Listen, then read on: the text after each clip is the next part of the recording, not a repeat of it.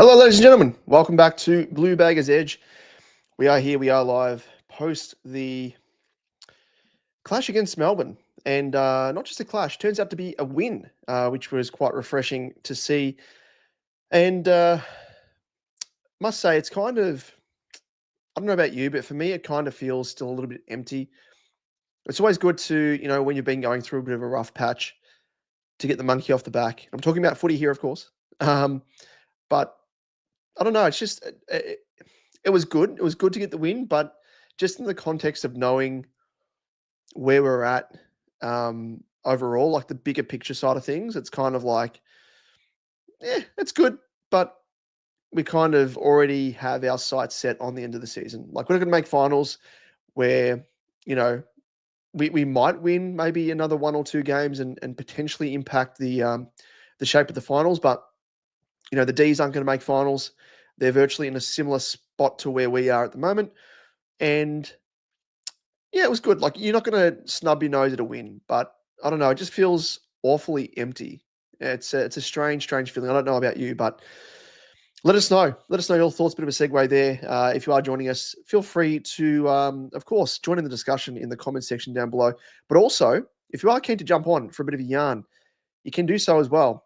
We're kind of combining this as my sort of a review, as I normally do, episode. But also, if you are keen to jump on, have a little bit of a chat with me, you can do so, which I will grab the link right now as I mention that and whack it down in the comments section. So if you want to jump on for a bit of a chat, feel free to click that link and I'll patch you through and we can have a bit of a yarn. But of course, it's not going to be a massively long stream, this one. I am quite exhausted. But, just aside from that, I want to jump across to watching Terry's channel as well on Blue Abroad. So does some incredible work there and I don't want to sort of cramp his style, but just figured, it's always good.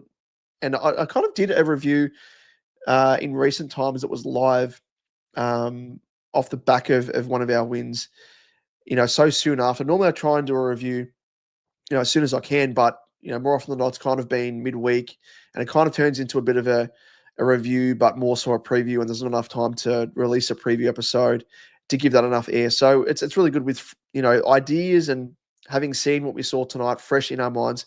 It's always a good thing to jump into things straight away. So we have first up Velo, who, great to have you on board again, mate. You've said first half lowered eyes and it worked. Thank God. I mean, it's incredible when that happens, isn't it? That really things start to happen. But as you mentioned there, third quarter back to bomb ball and Melbourne took the lead. Come on, Voss, tell them to stop bombing the ball. I'm convinced it's beyond, it's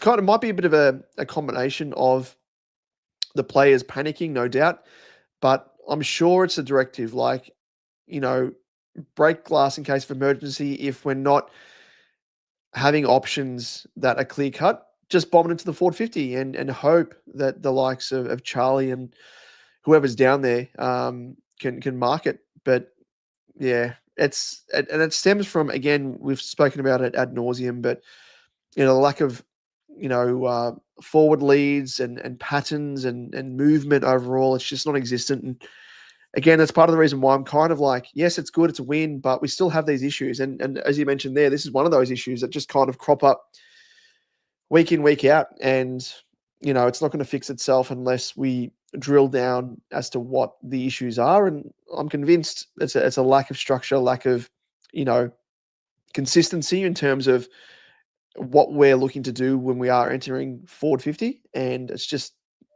not good enough. But it is a win, of course, so we will chat about some positives. We don't want to be too down and negative because it is a win and a rare one at that, so let's revel in it. But, Vela, you've also said looks like I will be renewing my membership thanks to Evans. Now, for those people who didn't jump on the live for the preview of this game, I made a little bit of a jovial bet to those people tuning in, and Vela, you were one of those. And it was off the back of obviously Frankie Evans being selected again. I was pissed off about that, as many of us were.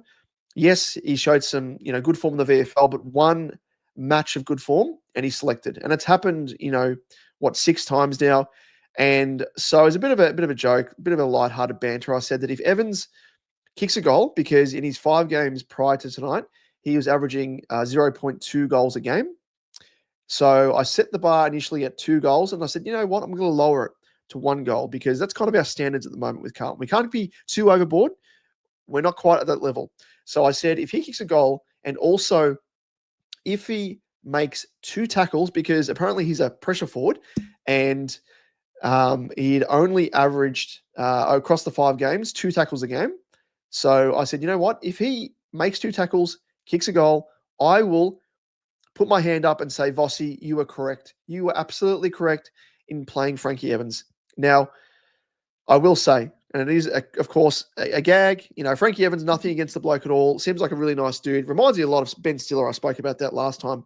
Got a bit of a look about him, but, really good VFL player. But I just don't think he's got what it takes to be cut out at senior level. There's some nice things tonight, mind you. And kicked that really nice goal, which was good to see. And, laid some really nice tackles as well. So, bit of a segue here.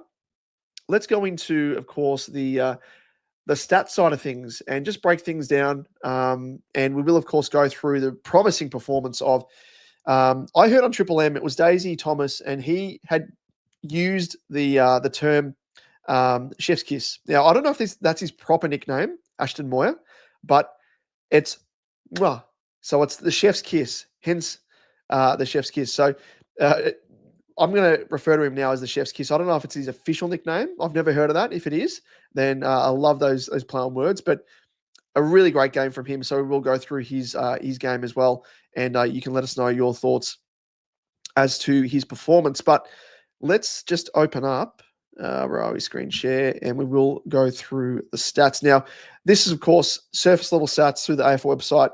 Willow ratings, which is more sort of hardcore, beneath the surface stats. They're not quite available as yet. They normally take a day or two to whack them up there, compile the data.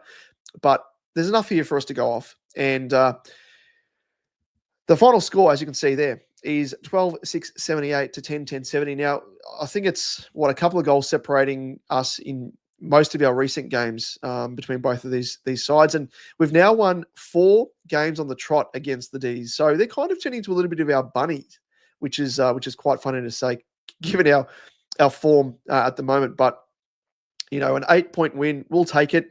And as you've said there, Vincenzo, thanks for joining us. A win is a win, and we need to keep playing the kids. And that's virtually the crux of it. And I spoke about it in the preview episode that I think, given the fact that we're still not bringing in the likes of the Campo brothers, Ben can't play because he's suspended for 4 matches, but we've still got, obviously, Harry Lemmy, who's kicked 21 goals in 7 games in the VFL, still not getting a crack. And it's just like, what are we doing? We need to sort of just be truthful to ourselves as a supporter base. We know where we're at. You don't have to lie to us. Play the kids, see what they have to offer, especially those that are in really good form in the VFL, like Harry Lemmy. So 100% Vincenzo. But speaking of which, let's just quickly go through. We'll go through the stats, of course, but the performance of the young man himself, kicking 4 goals, Ashton Moyer, 4 goals, 11 disposals, 4 marks, and really did some incredible things. Let's see if we can actually, does it show you there? Here we go, the advanced stats, because he played a fair part. He played a fair part in this game. Really good game.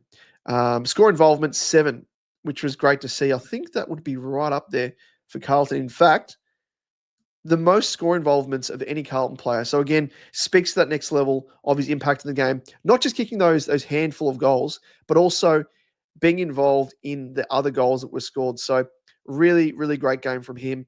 And it's a game that we wanted to see from him after, the promising end to 2024 and getting the crack and everything else. And, it was, we all know he's got the talent, and his VFL form has been patchy at various stages, but we know he's that sort of mercurial talent. And David King spoke about it post-match in Fox Footy.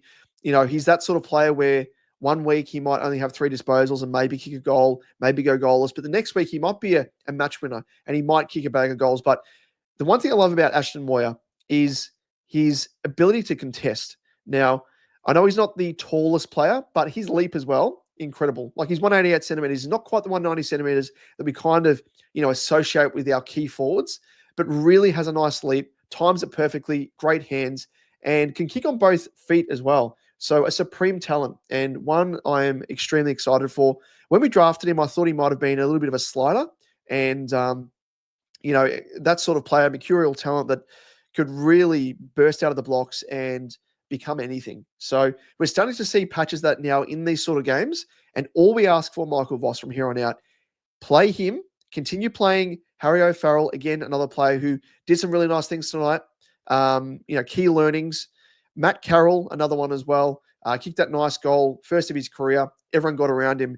And just on that as well, I don't know about you, but it was one of the rare moments where I saw the team collectively get around each other on a consistent basis. And that's kind of been lacking in, recent weeks, especially, but across the course of the season, I think they've kind of been lacking that will, that motivation, that ability to get each other up and about after kicking goals. Like it's kind of like, kick a goal, it's like, oh yeah, what of it type thing. But this is kind of a bit of a, it's lit a spark, I think, and naturally when a player kicks their goal, whether it be on debut, first goal, naturally the players get up and about because they want to get around that youngster. And we don't need youngsters to be kicking their first goal in order to have that reaction. Like we also had Flynn Young as well, kick a nice goal, got around him. So again, continue with playing Flynn Young, continue playing Ashton Moir, the old chef's kiss, continue playing Matt Carroll, Harry O'Farrell. It's just really now's the time to do it. We've got nothing to lose. We've lost already that we, had to lose. So continue doing what we're doing. Continue doing what we're doing. Velo, I said 8 disposals, 4 tackles, and a goal. He hit those numbers on the dot. Well, there you go. He's proved us wrong, Velo. Proved us wrong. But of course, one game, a broken clock is right twice a day, as they say. So it could be a turnaround, but you hate to see it. Poor bloke contesting a ball. And whilst I think it was kind of a little bit of an interesting contest between May and Evans, like May didn't traditionally go for the bump. He kind of like just turned his body a little bit, knew that there was going to be some sort of contact. But the issue remains here, I think, that if a player is going for the footy and you're second to the footy, your choice is to tackle, not bump, not to try and glance past them like May did. So whilst, I think it couldn't happen to a nicer bloke in terms of May getting rubbed out because I really despise the bloke. But, when a bloke gets concussed, they always go off the it's virtually the precedent now of when a player gets concussed, they go off the resulting injury more so than anything else. So it could be unfortunate. And, if it happened to one of our guys concussing a Melbourne player off the back of that, you'd probably feel hard done by. And I think, in context of taking away who the player was in May, I think he's probably going to be unlucky, but it's just that's the way that the system's set up. But again, he should have he knew that he was getting to the ball second, so tackle the bloke. All he needed to do was wrap his arms around Evans. Evans was in the process of getting possession, so that's the way around it. But anyway, that's that incident in a nutshell. But just thought I'd bring it up because we are referring to Frankie Evans here, quite jokingly with regards to a couple of benchmarks that Velo and I set that he needed to hit in order for us to jokingly just say to Michael Voss, you know what, mate, you've made a great call. Frankie Evans deserves his spot and probably deserving of a spot next week. But unfortunately, if he is indeed concussed, then he will be missing next week. But not good to see regardless. Let's continue on with the comments. And we have Jen Will. Thanks for joining us again, mate. Obviously, as a Hawks fan, I pray you guys keep losing. But you guys did mostly well tonight. It is only Melbourne and they're such an up and down side, but got to beat what's in front of you just like us. 100%, mate. That's all it comes down to. And I understand, like with rivalries and stuff, that opposition teams, like to see, certain rivals be down and out. But it's one of those things where, in my eyes, anyway, like if Collingwood were in our position, I'd probably say the same thing. If Essendon kind of are in our position anyway, but you want teams to be at their height of their powers, and you want to beat rival teams when they're at the height of their powers to really rub it in and know that you're actually the better team, that your best betters their best. Whereas, like, Collingwood beating Carlton as they have this year, we've been easy beats. So you don't get really much satisfaction out of it, I don't think. But I do understand that sentiment there, Jen will. But like you say, you've got to beat what's in front of you, and that's all you can ask. So, by and large, we performed well, as Velo alluded to. We had patches there where we went back to performing with those issues, entries inside 50. Defense, by and large, I think held up, and I think they kind of have across the course of 2025. And there haven't really been much of an issue per se. It's been the midfield. It's been the disconnect between, defense, midfield forward, those three tiers, but also, the major part is falling down at the contest. And, Michael Voss has been, he hasn't been backwards in coming forward and saying that, the contest side of the game is what his game plan and setup is built upon. And we have been losing that across the board in 2025 in key games and lost games off the back of it. But, defense has been relatively solid. And we saw that tonight with Weeders doing a really good job. Melksham, he was quelled, only kicked the one goal as well. I was very worried about him in some great form. Kicked, 5 goals last game and, a bag before that. So a really good thing to see. But, I think the youngsters as well, just talking back to them, Matt Carroll, he does have his deficiencies, I know, but, with the way that he attacks the play, his offensive side of his defensive game is really, really good. His running carry, his push forward, spread back to defense. I think he's something that, he shows signs there of some real promise. And then we've got, Hoff, Harry O'Farrell. I think he's going to be a real star, this kid. If not a star, then he's going to be a very solid contributor, great role player, and does some really nice things, I think, despite his slight frame as well, mind you. He kind of plays above and beyond where he, kind of probably should be at. So what we've seen from him thus far, he's shown some really good promise. So 100% really happy with that. Yeah, you were referencing the Hawks today in the wet down in Tassie. 100% had their way with Port. Velo, I did enjoy watching Charlie up the field tonight. Shows his value up the ground is huge.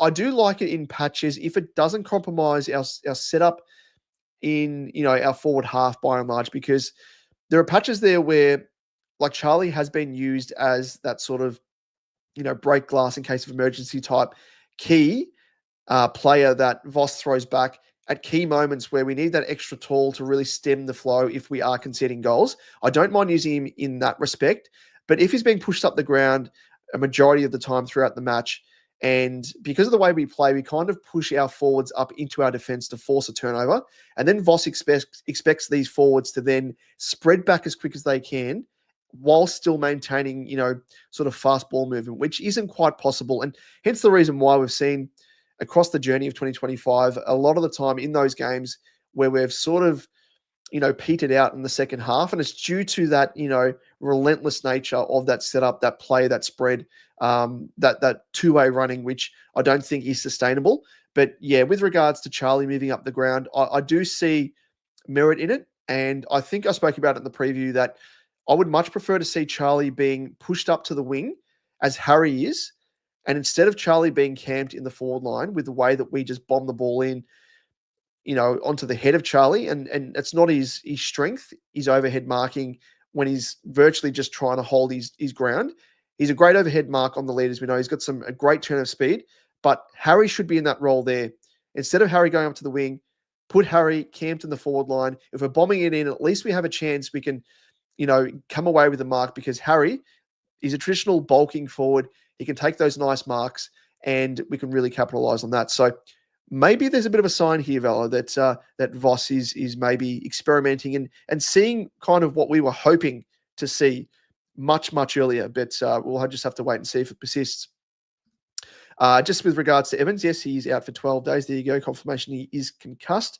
Jen Will don't have really have a rivalry with Carlton just for this year. Yes, of course, with that pick, which I don't mind because, as I spoke about in previous episodes, that we will be getting a first-round draft pick this season anyway, with TDK leaving for $1 million, $1 billion, whatever it is, from St Kilda. So I don't mind in that context there. And we've got the bloke that we needed in Jagger Smith, who ticks a lot of boxes there, pretty much all the boxes of a player that we need, with speed, can read the play, great disposal of the footy, which is probably the most important, and a really great young leader as well at his age and level of development. So really happy with that. And, if you guys benefit from that, then so be it.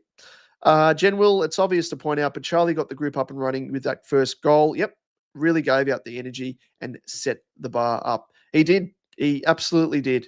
We might actually try and play some highlights here. I don't know if it'll let us. We might get flagged from YouTube. Who gives a shit? But we'll give it a go. So let's go back and check out if it lets us, because the AFL website is a piece of shit, as usual. And we have to right-click to open up links to get into the match center. Fix your website yet again, AFL. We might actually have a look at Moya as well. He did some really, really nice things. So let's have a look. Let's see if they have the highlights here. Fantastic Four. This might be compilation. Of course, it is an ad here, so I'll get it up in a moment. But continue on. But yeah, he was really good, really, really good in terms of setting the tone very, very early on. All right, so let's see if we can see this. Moya, that'll do it. His teammates, if he actually turned and lowered his eyes and hit the next guy. Back to Carroll, storms forward. Moya cut it beautifully. He reads the play really nicely, I think, with the way that he moves. Didn't ran onto that footy there again. When he Much strikes believe, him like but he that, just he's going read to the stay ball in the so big well. time. Did the old Salt Bay chef celebration. Carroll came away. See, Carroll's kick that kind of, epitomises the hit and miss nature of it. Advantage and a significant one, and Moya. And he was kind of like, in direct line. with Charlie being pushed up, Moya was kind of that stay at home. Let's hope he's okay. Moya for a third goal. And to He's a really good penetrating kick, Moya. I love it. Aston Moya with a triple before half-time. Evans collected Moya. Fogarty and Moya with Curnow pacing back to goal. Look at Moya there. He kept running. The middleman in Evans. Look about second and third efforts. Really good. He was just the right place at the right time. Is this his fourth? Ball bobbled up to him. We've got a free kick here for the charge. He looks wobbly on his feet. He's going to have to come off for an HIA. This would be to kick four 4 goals. goals the free kick in an AFL game, and that left foot is working beautifully for you. All left foot. Yes, Nathan. There you go. Speaking about his left and right foots. Carroll taking no chances. Shout out to David Glasgow. Apologies to our younger fans. The number 32 with the hair flowing. And the Blues do get it forward. Williams, that kick towards Moya. Again. So that to me is criminal. That you've got no one on the goal line, but there's a couple of Blues there for the long shot for goal. Really good. Really, really good. Great to see.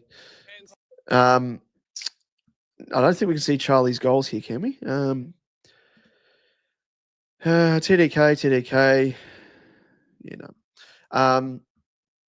But yeah, I mean, it was great as well, just in the context of Charlie's been goalless for the past 4 games.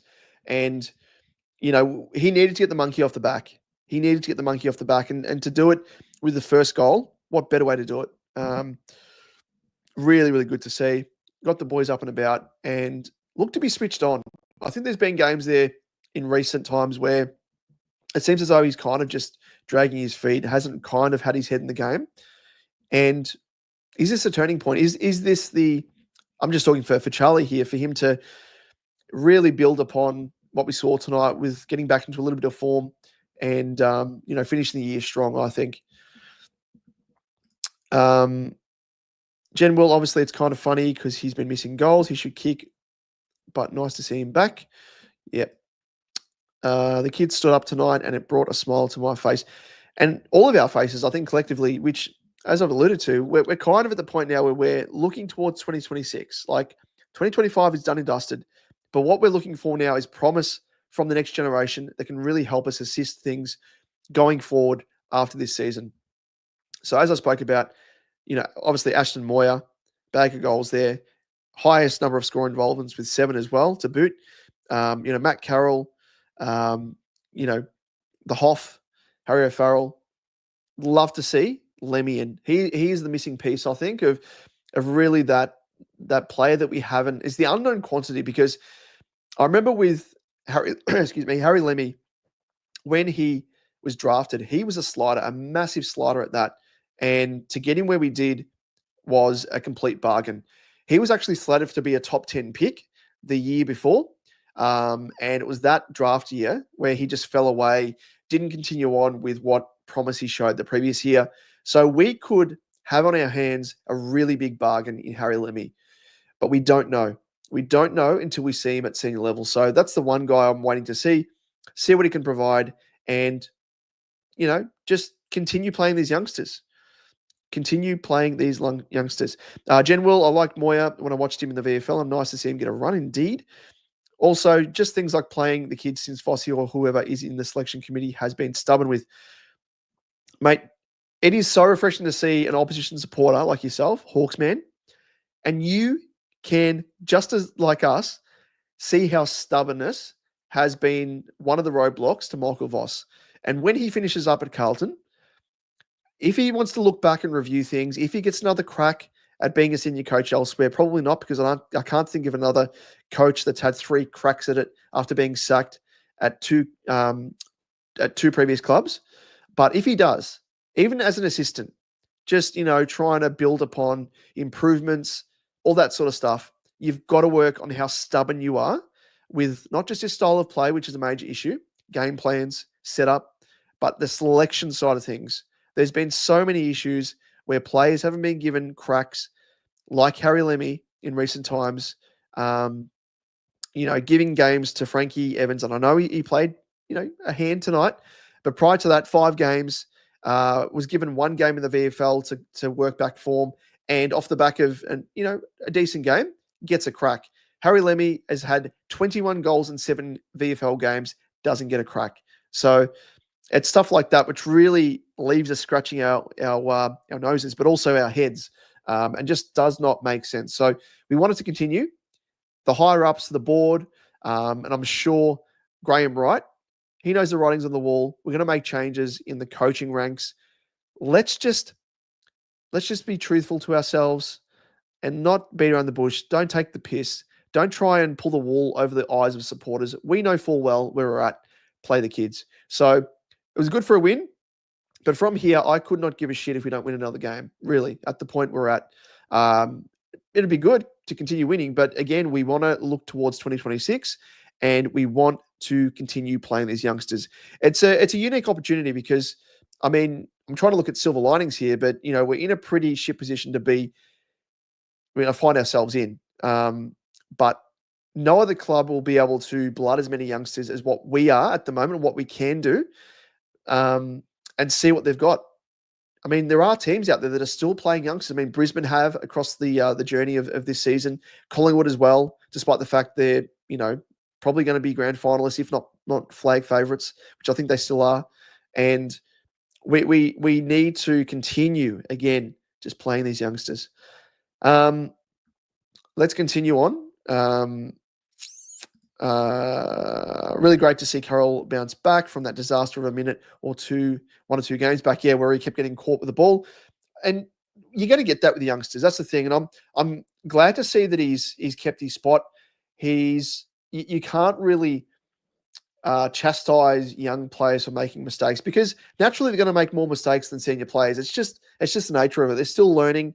They're still learning the craft overall, but also just adjusting to the pace of senior level football. And that was virtually, a great example of it in those 2 moments there where he was caught out holding the ball. Didn't have the awareness around it because maybe at VFL level, the pressure isn't as high, but at AFL level, it's a different kettle of fish. And he'll adjust to that and he'll learn from it. So good to see he's still on the team and again, kicked his first goal and did some really nice things as well. I didn't really see the game that much since work, but I don't think it was really hard tagging. Like Cripps was off the chain. TDK was okay, took a couple of nice grabs, went down with a shoulder niggle at one stage, but yeah. As a neutral, I was like, why try with these same bunch of group? Yep, exactly right.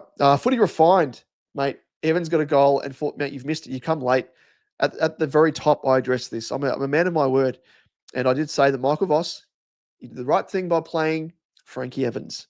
For those people unaware that are tuning in late, I made a bit of a gag promise in the preview episode of this game.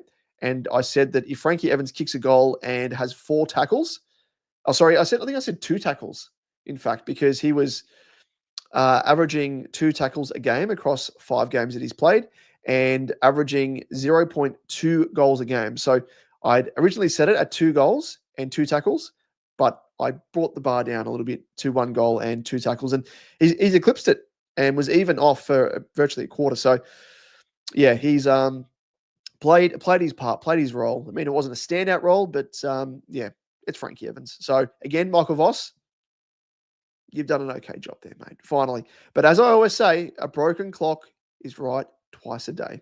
And it took 6 games for Frankie Evans to have a little bit of an impact. Impact. But he kicked a goal. So, we can't begrudge him for that, and did some nice tackles as well. So thank you, Frankie Evans, and thank you, Michael Voss. Hope you enjoyed that footy refined. General look, we still love Clarko, but it was like that at the end. Yeah. And I mean, this is what the 4th season, I think, for Vossi at the helm at Carlton.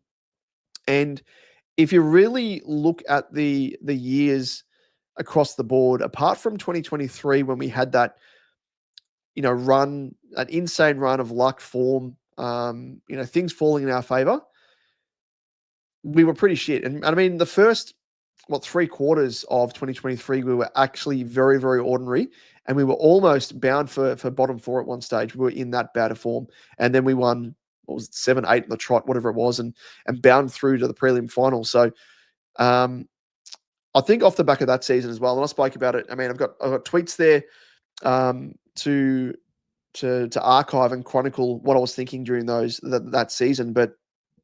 And it was off the back of Voss trying new things, not kicking down the line, not doing vanilla things, using the corridor, taking a bit more risk and dare, and it worked and paid off.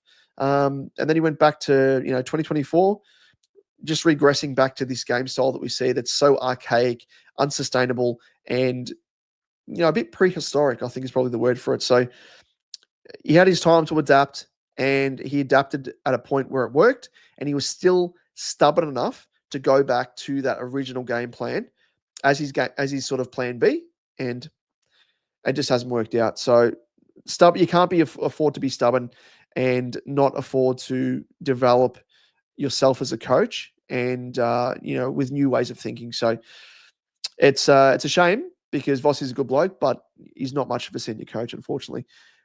Footy, so thankful the Blues won. Don's getting picked 2 and 3. Hey, mate, you haven't beaten us. I mean, we haven't beaten you yet in round 24, so you still might beat us that last round. So don't get too cocky as yet.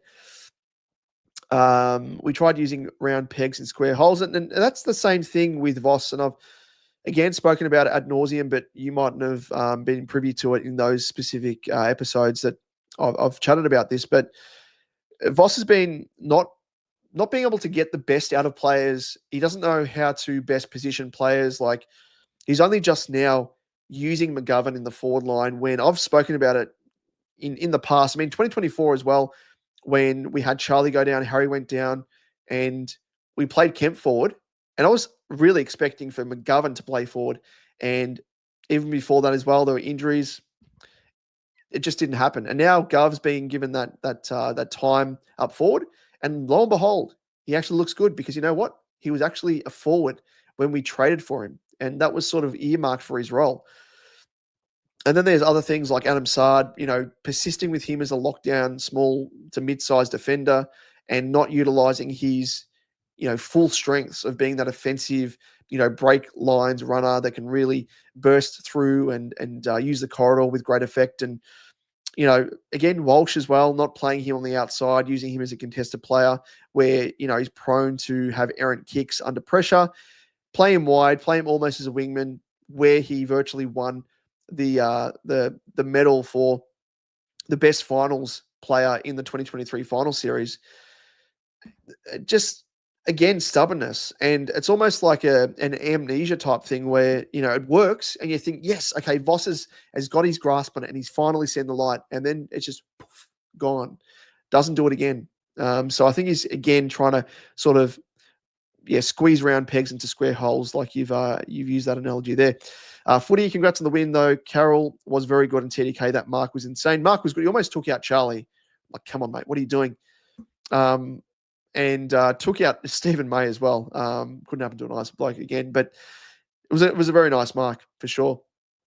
West Coast will have picks 1 and 2. Well, it depends, Velo, because you don't know what Allen's going to be paid, and that's a big factor. Length of contract and obviously the financial side of things as well. So it may only trigger a second rounder potentially. Whereas we know with TDK, that's going to be 100% a first round draft pick or a top 5 draft pick, considering where we're currently placed.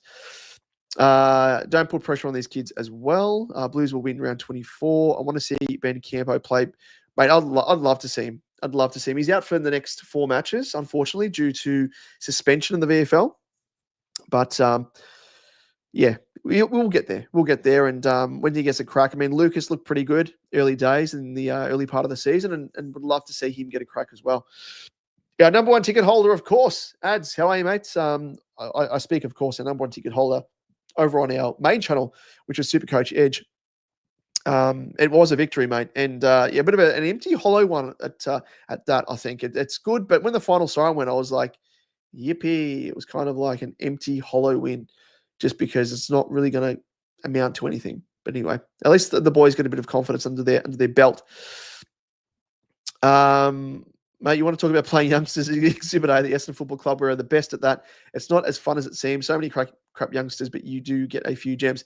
Well, you have to do it. I mean, the Dons have that many injuries, unfortunately, that you're forced to play these youngsters, which again, you got to use it as a silver lining. You're kind of giving guys a bit of a crack that probably wouldn't get a crack. And it's probably a little bit of a drawback in a sense as well, because it might stunt the development of some young guys that get promoted ahead of their time. But you might unearth some gems, as you said there as well. And you got a couple of nice ones there in Angus Clark and Zach Johnson. Look pretty good as well. And yeah, your key forward up there as well is a bit of a gun in Caddy. So yeah, the Dons have some nice players, but yeah, few and far between in terms of the quality when we're talking about the senior players, because apart from merit, yeah, it looks pretty shallow. Bonwa, how are you, mates? Or Bonwana? Voss will probably give Evans 10 to go to the votes. That's a MVP comment from you, Bonwana. Thank you, mate. Tip of the cap to you as well. That is a very, very good call. We joke around about Evans, but yeah, you do hope, as you've said there, Footy, that he is all good. He has actually been concussed, but yeah, very courageous as well. And again, nothing against the bloke, because he seems to me as a sort of player that really, really tries his heart out. And I think every game that he has played to the full extent of his abilities, which is great, but he doesn't quite have that match with talent. He's a full heart and soul type player, but just wish he had a bit more talent about him, and you'd love him. But he's the sort of player that, he's almost a bit of a cult figure in a sense. But yeah, it was a great bit of play from him. Didn't waver in the slightest. And I know Vossi would have been pants around the ankles, dick in hand type stuff watching that. And I virtually was as well, because I was like, just incredible. Like if I was on the footy field, I'd probably be looking up and, turning my body, whatever. But he was just copped the full brunt of May's dirty, filthy arm and yeah, broke his nose by the looks of it as well. So Frankie Evans, hope you're well, mate. And again, you played a great game, mate. You played a great game. General, the thing with Voss is he's getting things right this late, but for some, it's too little too late. And that's the thing. It's if it takes for your coaching career to be on the line, for you to adjust and change things up, that's not good enough. This happened in 2023 as well, where we actually got a run on. It was off the back of Voss switching things up, changing things, using the corridor, avoiding the wings, which we kind of were doing, and it threw opposition coaches for a bit of a loop because they were kind of used to us playing that ordinary style of game. And then with those changes, those tweaks, we looked so good. And again, it was after that, Voss, he was extended, got an extra contract, which was so dumb in retrospect. But hey, that's the board. They're dumb as well. And it would have been, so smart to just be like, okay, well, it's good second half to the year. We made a prelim. I know that. Let's continue it on. If you can replicate that the next season, then we will give you an extension. So again, it seems to be that point of the season as well. But I think this time around, compared to 2023, he's lost the players. The players have had enough of his style of play and the frustration that really stems from that. So, yeah, he's made his own bed. He's got to sleep in it, I think. Footy, Kerno was very good as well. And I'm not just talking about the sealer. Throughout the game, I rated his performance. It was really good. And I spoke about it earlier. He seemed like he was he was like the Charlie of old. He was up and about, had a bit of swagger about him. And, the old celebrations, the old tap the chest and, the fist pumps, everything else was great to see. And to kick the first goal, great method to get the monkey off the back for 4 goalless games, which has been the first time he's done that since his debut year. I don't know the ins and outs, but the reason behind that is Mitch wanted to play back and not forward. But I thought the reason I don't see Brizzy, but I thought the reason that was a bit of a half message there, I think, mate. But I don't know what you're referring to. Are you talking about with Carlton trading for Mitch McGovern? Yeah, I think at that stage, he was pretty open to play either end when we got him. And, we kind of molded him to playing more defense just out of need more than anything because we haven't had a, key position defender to help out Weeders of any reliability for a little while. General, I don't see Brizzy going for Allen and Draper. Yeah. Geez, surely their salary cap's got to be tight. You would think so with the amount of players they've got and youngsters coming through as well. Morris, got to give them some extra coin. But I reckon they probably end up with one of those two. Draper, maybe Adelaide. I thought Allen was going to Hawthorn as well. That's been a bit of a 180. Velo tried to take out Charlie because they won't be teammates next year. Yeah, exactly. That's what I thought. I was like, come on, mate. If you're going to go out on good terms, at least don't take out our key forward. Please. Jonas, how are you, mate? Yes, good win. Umpires helped us for a bloody change. They did indeed. And, some bright sparks, especially those youngsters. If you joined us late, we spoke about Moya, the Hoff, Carroll. Looked really good. Really good. Harry could return next week. Indeed, he could. So that might be a welcome return to the senior team. Footy, I do think that with Smith coming back, build a midfield around him, keep Cripps and Hewitt, but I don't know if you agree with this. See what you can get for Walsh and Chera. Very injury prone. No, I wouldn't. We spoke about it in the preview episode. I'm not a massive fan of the narrative of getting rid of the superstars because the way you've got to look at things is when you're making trades or trading out certain players and players of those caliber, you've got to think about trading them out at their top form because in all likelihood, and it always happens, you trade out a player of their quality, you get paid unders, and then when they go to another club, they get their body right, they hit their top form, and whether it be Harry in his Coleman, form, he kicks bags, supreme confidence, and, with Walsh, he's had these back injuries, he's had some issues there, but 2023, that was after some of his back ailments, and he looked incredible. And again, it was with positioning, it was with the way he's being played, but he's down on form. He's down on, a bit of confidence, and then injury struck again. Chera, this year has probably been the one year where he's been, knock on wood as well. not overly injury prone at all. He's got his hamstrings quite right and, shown some really good form as well. So I don't think, really we want to be getting rid of those sort of players, those calibers, because you look at it and people suggesting getting rid of Charlie, like hilarious, because he's the X factor. He's the new age mobile key forward, not in the mold of a Harry. He's very aerobic. His aerobic capacity is amazing. His endurance is incredible. Hence the reason why he's pushed up the ground and everything else. And he can kick goals out of his ass. He doesn't need to know where the goals are. Yes, when he's down in form, that's kind of what we've seen over the past 4 weeks. But we all know what he can do. So his freakish ability. He's almost like a small forward, a key forward, and a mid-sized forward jammed into one. And attributes of a small forward with the speed, the turn off the mark, all that sort of stuff. And it's a unique player. These players don't grow on trees, so you don't trade them out willy-nilly just because they're down on form a little bit. And again, teams would pay unders for those players. We spoke about in the preview episode of Harry, Walsh, and Charlie. If we had to get rid of one, which we don't have to, but if there was a player, I would probably say Harry personally, because he's more of the prototype, the stereotypical bulking, bustling, key forward, big body. And those guys, whilst they don't grow on trees, they are more attainable. And he's a great player in his own right as well.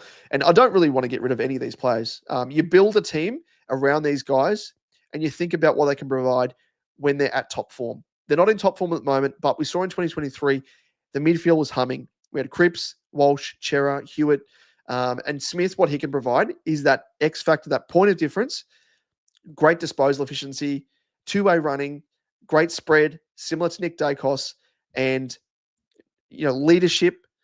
He's got everything in spades. He ticks a lot of boxes that Carlton is missing in the midfield. So I'm so looking forward to seeing this bloke don the navy blue, and we're so looking forward to seeing him this season. But unfortunately, sustained that dreaded ACL. Deadly, aka Jonas. Chin Cotter should be back pocket. He's bigger and faster than nearly every small forward, and Sard can be freed up. Fair point. The defensive forward role does not suit Chin Cotter like it does Cottrell. Yeah, it's Chin Cotter, I don't think can really. He's fallen away a fair bit. I think he's a really good tagger, and he's, I think that defensive element to his game. Yes, there is something to it, but as you said there, maybe he's better used as that, defensive role as opposed to having Sard, who, we all know what he can provide with his offensiveness, running carry, bursting through passages, using the corridor, and his big wolf kicks as well, and pinpoint passing, which is underrated. I think it's just such a waste, really. The real question I have with Carlton is, does this list have ability to win a flag or compete in the 8? If so, how? If not, what do you do with the senior players? Now, I do think, we saw it in 2023, and I've spoken about it on Twitter. The team that competed in the prelim, which I'll get up in a moment, actually, in terms of, you'd be surprised the number of players that played in that team that are still playing in our best 23/22. So a lot of those players are injured. There's Walsh, Harry, injured as well. There's a couple other players. I might just do it in the back end, probably easier to navigate, but so I'll have to go to the match center. But it's virtually, to me, not wiping the slate clean. There's the key cogs, there's Weeders. I think the spine that we've got is actually pretty good when they're all at form, of course. So we've got Weeders, Silvani. He's been, unearthed that gem of, an important player in a role, which I spoke about earlier. We haven't had that genuine key position defender to help Weeders. So we've got Weeders, Sauce, we've got Walsh, we've got Cripper, we've got Chera, and Hewitt, which still does a fair bit at stoppages as well. His contested work is incredible and kind of stepped up in lieu of Matt Kennedy not being there, which I would love to still have Keno in the team, of course. And then when you look at the forward half as well, we've got the key posts of Charlie and Harry. And I imagine a lot of teams across the competition at their peak would be salivating at the prospect of getting their hands on one or both of these guys. So we need to build around them. We've obviously got, as you mentioned there, we've got Jagger Smith, ticks a lot of boxes. We need I think, to really build out, and it's pretty obvious, we need a small forward. Motlop isn't that player. He's not going to be. Rip off the Band-Aid, send him back to the VFL. He has a whole heap of stuff he needs to really work upon. Otherwise, trade him. He doesn't have what it takes, I don't think. We need speed on the outside as well, which I think the Campo brothers will be able to provide. Outside of that, projecting forward, we've obviously got Andrew Walker's son coming through, Cody Walker. He's more of a half forward, but could sort of run through the middle as well at various stages. We have, again, Peter Dean's son as well coming through. So he will help out the defense as well. So we'd have Weeders, Silvani, we'd have Dean, and then outside of that, we've got obviously Matt Carroll, Hoff as well. So we have some youngsters coming through those ranks, which will provide competition, but also a bit of depth as well, which has kind of been a little bit lacking in recent seasons. So I think in terms of senior players, who goes? I think it's pretty obvious that Doherty is going to be one of those players to get the tap on the shoulder if he doesn't decide to retire himself. We might even go through this at the end of the season and assess things of, stay, go, or trade. But yeah, I think there's what we're lacking are definite role players. And you think about, Richmond across the journey, they had so many role players. They obviously had superstars in Martin, they had Jack Rewalt, Trent Cotchin, but so many guys that were just there to play their role. Not superstars at all, but they just played their role, got the win, and that was all that was asked of them. And they just gelled so well, the chemistry of that team. So there is a fair bit to plug, to work around, and off-field as well. I think the coaching side of things has to be spoken about. Replace Michael Voss. I reckon it probably a clean sweep of the coaches. Maybe keep Aaron Hamill in his defensive role, because I think the defense has, as I mentioned earlier, been pretty solid and shown the most promise across the course of the season. Even last year as well, 2024, our defense was even better than what it is this year and 2023 as well. So really do think that there are, I guess, levers that we can pull to try and fix this team.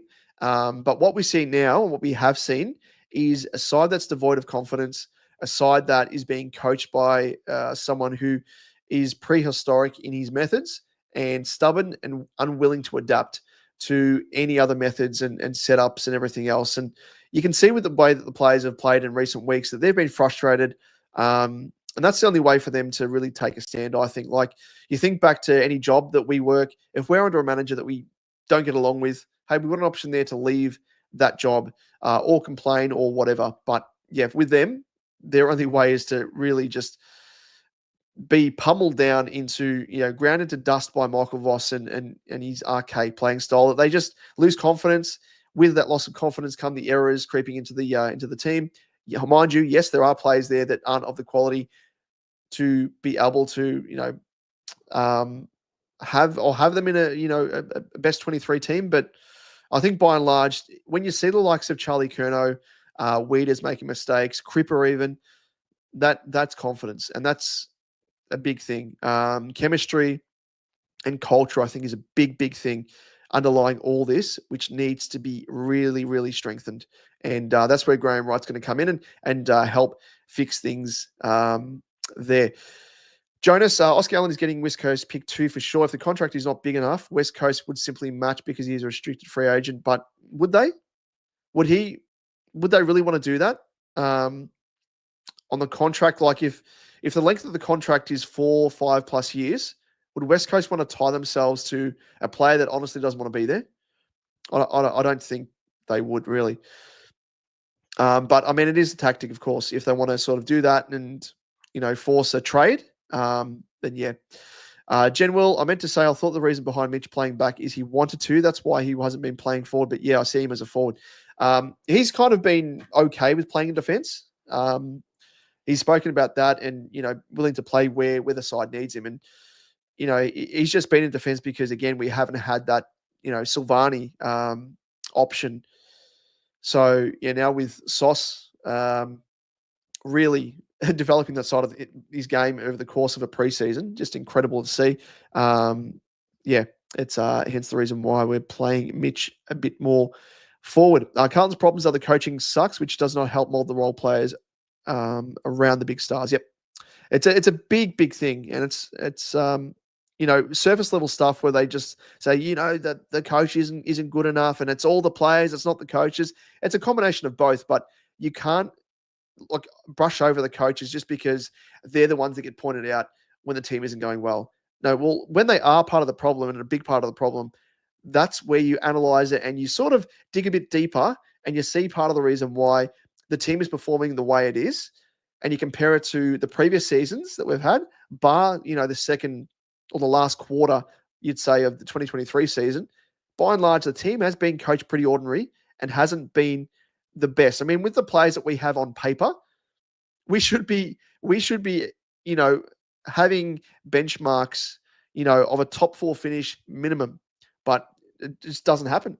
These are talented players, Coleman medalists, Brownlow medalists, rising stars, number 1 draft picks. It's so frustrating. Charlie isn't the same old as Jezza Cameron. Yep, 100%. Very, very similar players. Great comparison, fellow. I understand the sentiment with Walsh and Cherry, but look at Parrish 2021, All-Australian, injuries derail his career. We had trade offers, didn't pull the trigger, and now he's on this big contract taking big cap. Well, that's the thing. Like, Walsh is going to be out of contract, in a season or two. And I imagine Carlton have kind of learnt their lesson across the journey in terms of, and I spoke about it in the previous episode, just with Kuda as an example. Like, Kuda Freddy's, he was himself obviously an out-and-out superstar, but he was signed to a long-term deal and a big money, as it was back then. Did his knee, wasn't the same, and held up a fair chunk of coin. And part of the reason as well over those years why those, absolute crooks at the helm at Carlton went with the paper bag style, because the cap was at a minimum, and they thought that we can get away with paying players whatever we want and shirking the rules. But I don't think they'll be paying Walsh, and I'm sure his manager would be smart about things and be like, okay, well, he's obviously being injured for a fair chunk of his, past 3 years, 4 years maybe, and they can't have the gumption to approach the club and be like, well, I think he should be paid an extra $200,000 per season compared to what his previous contract was. Like, again, the 2023 final series was probably the peak of what we've seen Walshy be at. But yeah, I just think with Walsh, he's someone that you want to persist with. The big issue with Parrish is I think the Dons were kind of painted into a corner because there was whispers that, so many clubs are looking at him and they had to offer him that long-term deal, which I think was ridiculous from memory. So I don't think the club will be doing that with Walsh. But you just hope that there's some sort of logic behind all of it. And Shearer's, as I said, he's been pretty durable this season. So he's kind of turned that around when he looked like he was headed down the Parrish path off the back of last season. Jonas, a new coach is going to come in and clear out a lot of deadwood, and TDK is gone anyway, 100%. Not get rid of stars. The narrative is laughable. And it's the media. They love to be, divisive, and they love to create arguments amongst the footy community and within, football supporter groups, because that's what they want. That's what sells papers. That's what, when you think back to Footy Classified and the agenda setters, and, Kane Corns just loves, he's like one of the key drivers towards the shock jock type narrative of saying, trade out your stars and all that sort of stuff, when it's really not logical, and it's probably a stupid way to go about things. It's a short-sighted view on things, because you're virtually assessing players on a sample size of, say, a season or half a season when players are out of form, and you don't trade players off the back of that. It's a much larger sample size that you do it off, and it'd just be absolutely ridiculous to do so, because it'd be, one step forward, 2 steps back if you're doing that. Chin Cotter does not get the ball enough. Yep, he's perfect for defensive back pocket and was very good playing there ages ago. And again, I don't know why. Like, again, back to that point about Voss unearthing or, playing players in certain positions and getting, return on dividends, return on investment. And then all of a sudden it's just amnesia. Oh, no, wait, we won't play him in that role ever again. So dumb. How many great kicks do Carlton have? That is a major problem that needs to be addressed. Yep. I think Carlton at the moment, I think the worst worst side for disposal efficiency in the competition, even behind West Coast, which says a lot. But as I said, a lot of that stems from the way that the team's being played, I guess the lack of confidence, which comes from, the losses across the journey, and, the confidence that the team had in 2023. And I know I've harped back to this a lot, but that's kind of the pinnacle of where the side should be at. Hence the reason why I'm always referring to it. And it's this team that, was making taking those risks, using the corridor in the late part of 2023, and really saw the results. So it's, that we do need more, definitely more polished players. There's no doubt about that. But it's like, what methods are you going to use to try and rectify that? Apart from clearing out deadwood, you use the draft. We've got Jagger Smith already, who's one of the better disposers of the footy in his draft year. Valley, you said we need to get rid of list cloggers and deadwood before we even think of trades for currency. Yep. Add Harry Dean to our defense could help as well. Yep. 100%. Is Harry Dean connected to your academy? His father's son, as you've said there, Velo. Josh Lindsay at Carlton would help you guys a lot. Obviously, Harry Dean is great as well. I wonder if Carlton are looking to move up in this year's draft. I don't think so, mate, because the draft after, so the 2026 draft, that is when Cody Walker is available.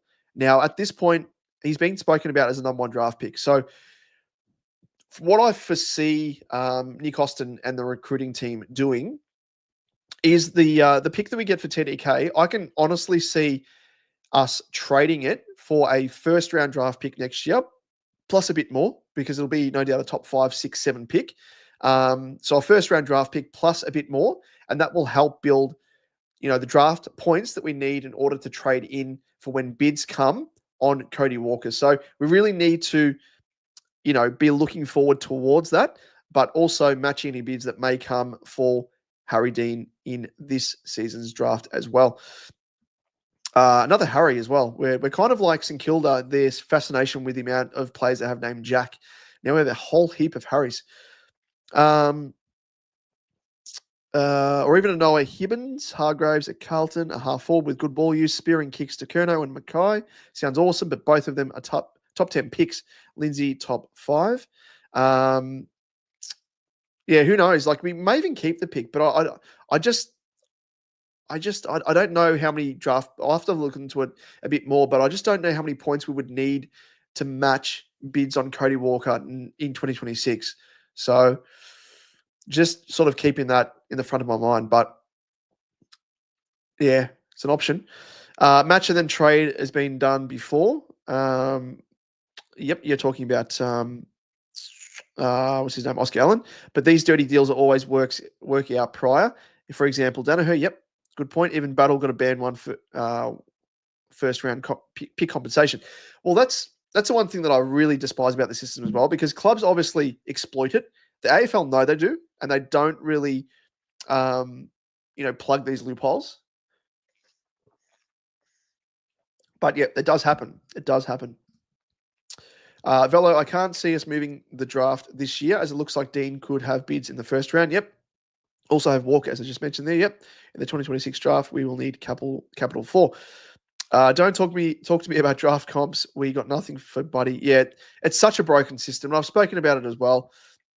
My idea is that the way it's kind of set up at the moment, it's such a hybrid system where it's like free agency, but it's free agency where a team gets compensated at the expense of the rest of the competition in terms of the other, 17 teams in the competition.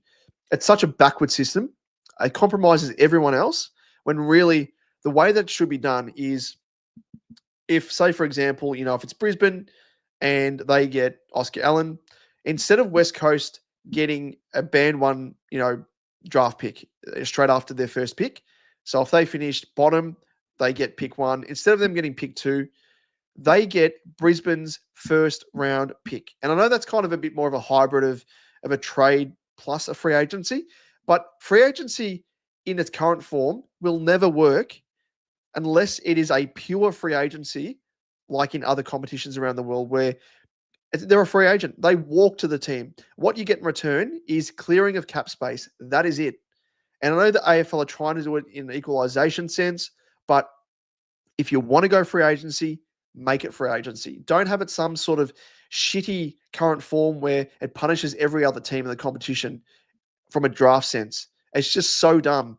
Or really, like, make up a way where the team that's benefiting from the player, so Brisbane in this case, getting their hands on Oscar Allen, maybe Brisbane lose a certain number of draft points. They don't specifically lose a draft pick, but there are draft points that they lose, which then go to West Coast in return for said player. And then, of course, the amount of compensation that they get, it's such a backwards thing. Like for Hawthorn to get what they did for Buddy and Isaac Smith as well, a complete joke. Like I remember even Jaron Waite when he left Carlton to go to North Melbourne, Carlton wasn't reimbursed at all.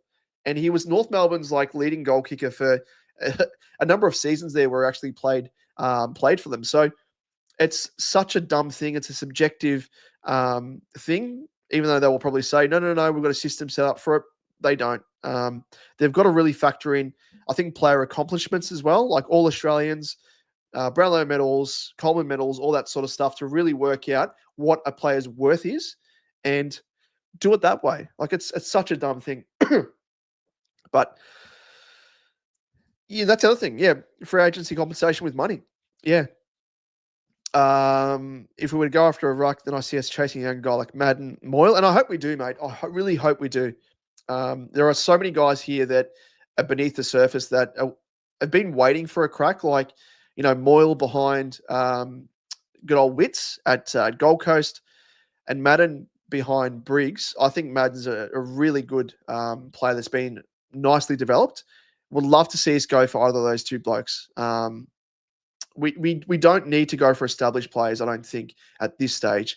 I think they're kind of at the point in their careers, especially Moyle. I really rate Moyle ahead of Madden just a little bit, but he's just a pure dominating ruckman. More of the bustling ruckman, but I think he can do a fair bit around the ground as well. So I don't mind either of those two boys and love those as options. General, that's another topic for another stream that ties up well with in-season trade period. 100%, mate. We might have a bit of a broader discussion point on that. And get everyone to pitch in their ideas. Footy, that's a problem with the free agency from Europe, is that the small clubs get screwed. Very hard to do when it's a St Kilda get done by Nas leaving. Yeah, and I mean, again, if you don't like the free agency system, then don't have it.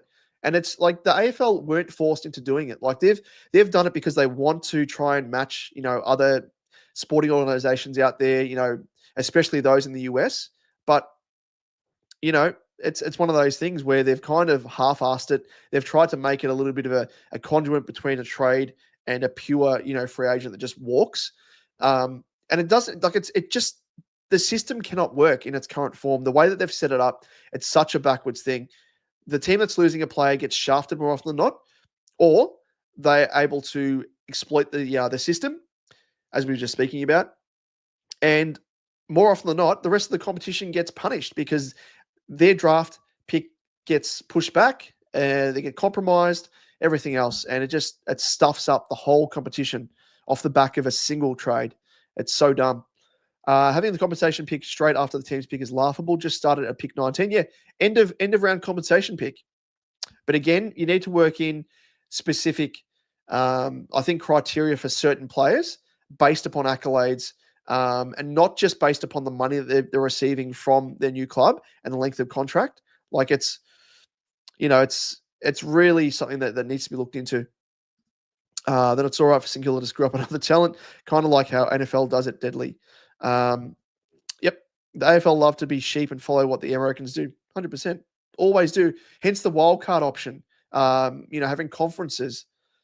We're a league that's not big enough for conferences. The NFL has like 36 teams in their competition. Of course, they're going to have conferences. It makes sense. They've done it for years and years. It's just such a stupid thing. The AFL is such an amateur competition. It's such a joke. Footy, I can only see Moyle leaving if they trade up and get Cooper Duff Tyler, with rumours that they would trade up with West Coast because of their combo pick for Allen. giving them pick 1 or 2, and Gold Coast get 8 and 14. We might have to get your view on things, Footy, because it looks as though you've got the finger on the pulse with regards to your knowledge of the draft. So would love to pick your brain a bit closer to the draft period and trade and everything else. And might have might hook things up there, mate. So I just keep that in mind. But it's something to have a real big think about as well, because there are ramifications there if players over a ruckman quality are coming into a certain team that might push back, say, a Moyle in the ranks, then they might be gettable. I could see a Moyle being an understudy partner for Nank. Interesting. I think the compo pick should be after pick 10, so the sides who miss finals get their deserved round 1 pick.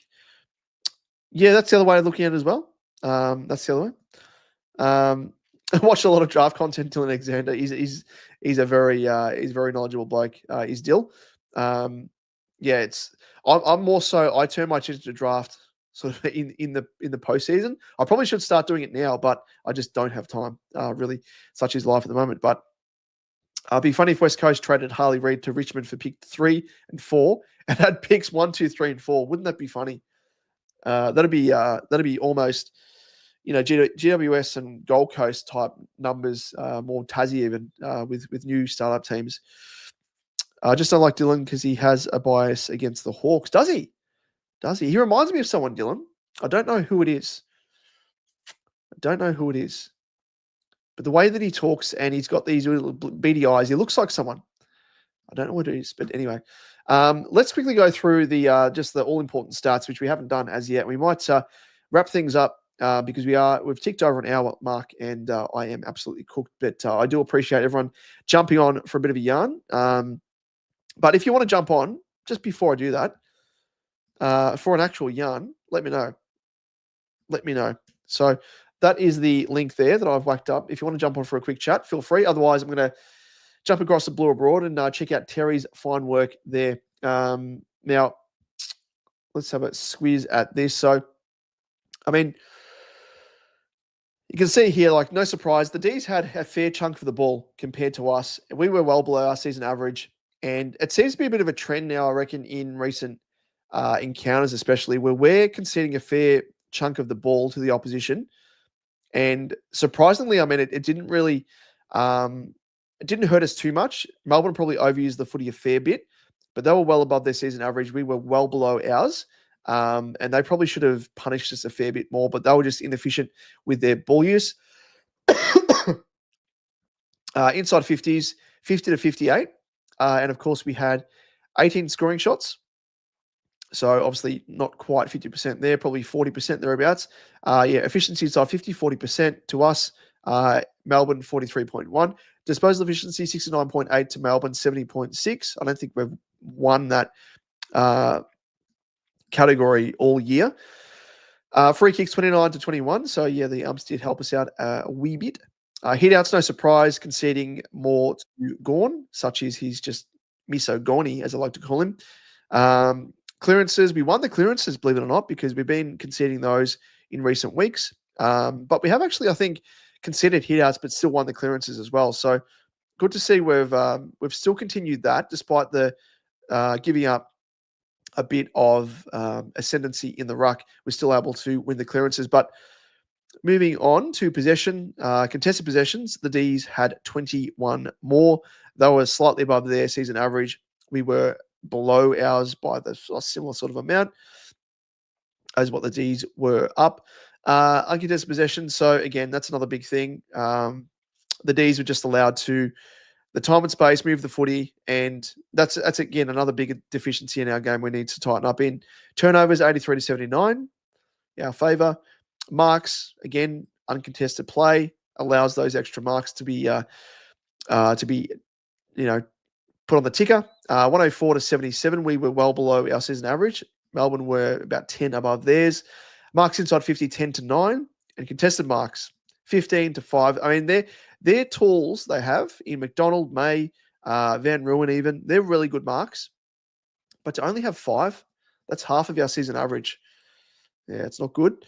Goals, 12 to Melbourne's 10, and we were a little bit more efficient compared to the D's. They had 20 scoring shots to our 18. So they had a chance to win it, of course. They didn't, but we were in front, as you can see there, for 118 minutes compared to the D's being in front for 2 minutes in the third quarter. Tackle-wise, we won this stat, which is good to see, 48-44. Tackles inside 50, the D's 6-2. And 1%ers. Yes, I love my 1%ers. Good to see. 53-51. That's kind of the tale of the tape there from a stats perspective. Where do we go from here? Who do we even play next week? I don't even know who we're playing. I'm kind of that all over the shop at the moment, but it is Hawthorn. There we go. Thursday night encounter against your mob, Jen will. So I think you guys will be getting the chockies there. Sorry, you just said just a small snippet, but what do you think can make the mid-season draft better? Make it better? Mid-season draft? I don't know, mate. Like, I think in its current format at the moment, like it's clubs, they have freely spots. They identify players they need to get on their list to fill holes. So I think it's pretty good. But a mid-season trade period potentially, maybe that's something that we discuss. G'day, Jack. How are you, mates? Good to see you.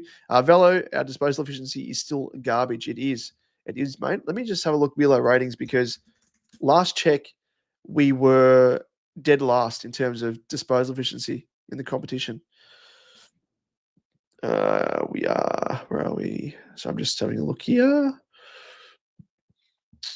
Disposal efficiency, there we go. Yep, dead last. Behind West Coast by 0.3. Interesting that Adelaide actually fourth last because they're actually having a little bit of a decent run at it at the moment. But yeah. Goodwin, second worst coach in the comp. Only Voss is worse. Yeah, hence the reason why we probably were able to get a bit of a win against his mob.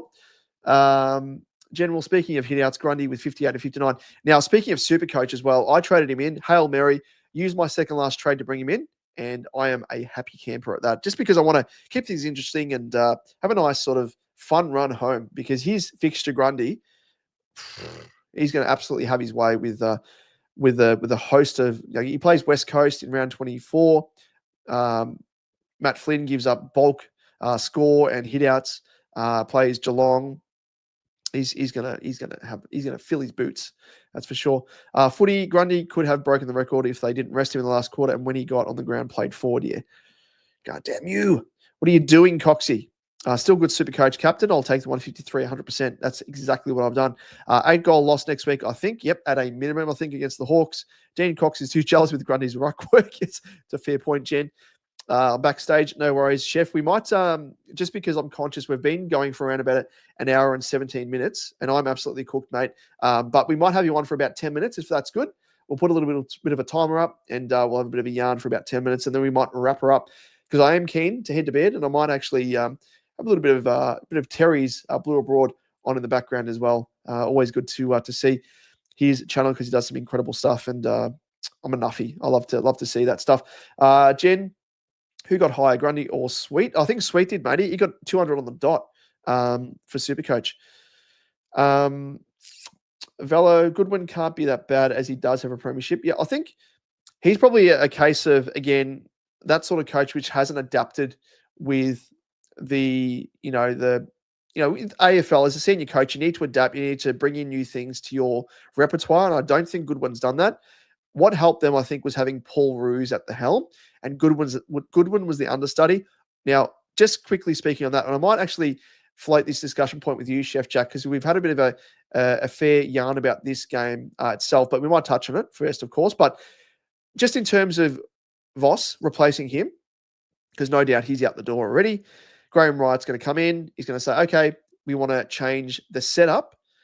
Do we go for, again, an inexperienced coach with a director of coaching, potentially? Similar to, Collingwood were going to try and do it with Malthouse and Buckley. Didn't work out due to a clash of personalities. But you could, for example, have Horse come in as a director of coaching, and you could have a Carousella. You could have, who else is there? John Syracuse. So there's so many assistant coaches out there that have done their time. Could you do that? Or would you prefer to have Horse or an experienced coach like Adam Simpson come in at the helm, give them the reins, and still develop assistant coaches alongside them, but don't literally have a handover like teams are doing? Because I just always think the more successful teams in the past, thinking back to Richmond with Hardwick, they had Choco Williams there, big help. Obviously, spoke about Melbourne there with Paul Roos and Goodwin, bit of a handover job there. And I do think you need, a coach of senior experience in the ranks, in the assistant ranks, maybe senior assistant. Ash Hansen doesn't have that experience at top level. Or is it in the case of having, a director of coaching, more of an official type role? So just something I might float. And let us know as well, those of you in the chat, if you want to pitch in with your ideas, let us know what you think in terms of the setup that Carlton should go for. Footy, and we'll get you on in a moment, Jack. I like the mid-season draft. Helped us. May and Blackiston are good pickups. Indeed, they are. And we got Duz and D'Ambrosio. McCarthy is so good. He is indeed. He's very, very good. No need to change. Yeah, I think it's good in its current setup. I couldn't think of anything bad about it in terms of. Was it you that asked the question about it? About the change-up? Or was it someone else? But yeah, I wouldn't change it the way that it is, because I don't see really any cons to it. Footy, you pulled the trigger on Jackson de Grundy, going to be barracking against Jacko tomorrow. The reason I did it was because he's obviously having to share the ruck with Shrek Darcy.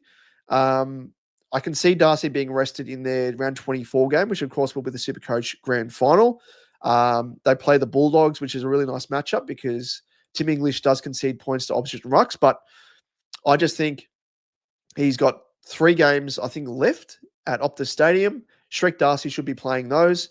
And I think outside of that, unless Darcy gets injured, which could be a potential of happening, I just think they're going to rest him on the run home. And there'll only be maybe 1 or 2 games where he has that number 1 ruck mantle. Yes, he has sort of elevated his scoring because he's now more of a midfielder, but I just couldn't deny the amount of points that Grundy's going to get in comparison to Jackson. There's that difference in points there. I reckon it's going to be around about, if you average it out, I reckon 20 points per week over the course of the next 6 rounds, or including this round. So, it's a fair chunk, 120 points, their difference. Could be even more, could be 30 points difference per week averaged out, because he's going to have some massive games, Grundy. And I think Jacko will probably average anywhere between, 95 to maybe 100 on the run home. But again, if he's number 1 ruck, if Darcy is rested, yeah, it might come back to bite me in the ass. But what use is sitting on your hands and not having fun with Supercoach? Velo, how bad was Motlop again this week? Please drop him. Say the same every week. I don't think he's our answer as a small forward. So many deficiencies in his game. Needs to go back to VFL level and work on those. He's another love child of Voss. Loves to play him regardless. So, yeah, it's just ad nauseum. You can try Rutten. I don't think we could, mate, as a senior assistant. Also, Port handover seems to be going well, so why not Ken? Ken could be another one. Yep. Velo would love Simo as a director of coaching, get a coach with approximately 6 to 8 years experience as an assistant. That would probably be my choice, I think. I'm kind of more looking towards that as opposed to getting, Adam Simpson in or Horse in. If I was to go for one of those 2 coaches, I'd probably go for Horse as, an outright senior coach. But I'm just a little bit worried that, they've been spent so long in the game, in their role, that maybe there comes a point where, and I think it probably does with every coach, where the game passes them by, no matter how good you are. And it's probably happening a little bit with Clarko at the moment. But yeah, it's something to think about. Footy, I don't think Voss will work. Heard the coaches that have coached before has only resulted in premiership since. Sorry, is there a spelling mistake there? I don't think Voss will work. Heard the coaches that have coached before for another club. Oh, okay. I think you're talking about Voss coaching again at senior level, I assume. Deadly Carlton jumper hurt my eyes watching, especially from the back. It did. Kept thinking it was GWS playing not as bad as the Lions. Plumber great jumper though. Oh shit. Some of the Indigenous jumpers, I must say, their designs are pretty putrid. And they wheel them out and they're pretty ordinary. But some are pretty good as well. But yeah, there are a couple there that I don't know if it was the Giants, but it looked like there was there was that design on the jumper, like it just a middle finger. I was like, how did this pass? Whoever designed it, like whoever the Indigenous person was that did it, is just like bit of a gag. But we might usher in now Jack for a bit of a chat, and we will put on the timer now. Now I know it's 12:50. Let's go until 1 o'clock, mate, and then we'll clock out, and we might jump across to Blue or Broader.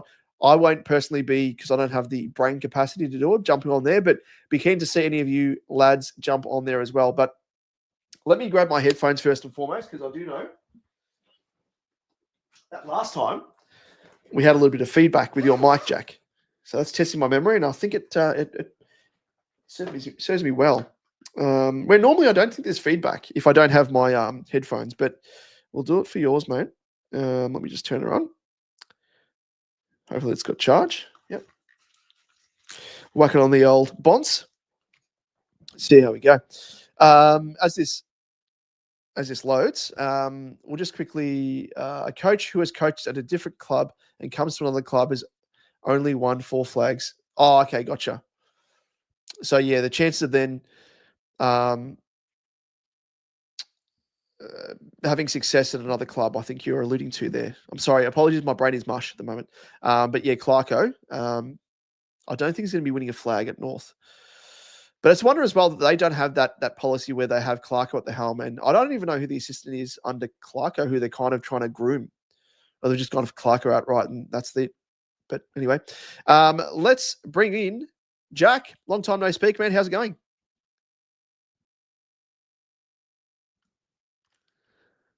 I think I've hold on, mate. I've my headphones are not working, or I can't hear you.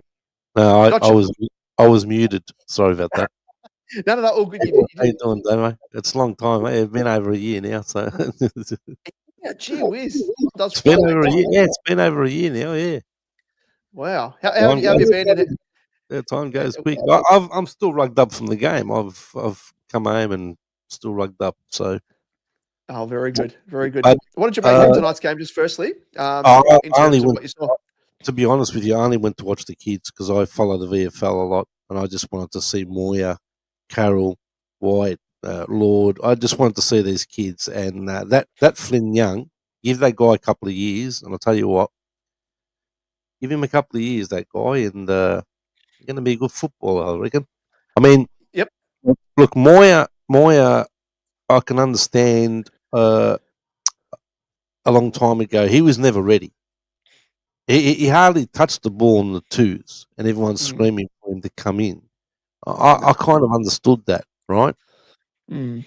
And then they did play him in. All right, the one against West Coast, okay, he did okay there. But after that, but now, because he's been playing well in the twos, you see now, right? So going forward with him, and he's not scared to break the packs and go up for a mark. I'll tell you right now. Yeah.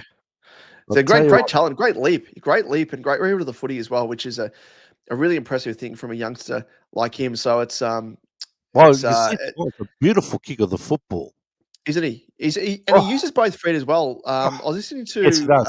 Yes, he does. Yeah, he does. He's great. His left foot is just incredible because I think his set shot that he kicked initially it was on the 50 or thereabouts, and I was like just a dead idea because I remember even last year when he played the late games in the season, looked really good. Just in terms of his reading of the play, I was really impressed off that. First couple of games at senior level looked really good. Yeah, well, I'm wrapped for him. I mean, look, let's be honest here. We played a rabble playing a rabble. Let's be honest here. We got to be logical here. They're just as bad as us. I heard on the way home. I was listening to on SEN, and I heard a demon supporter, a version of Snapper. He was going off his head. Oh, really? Coach.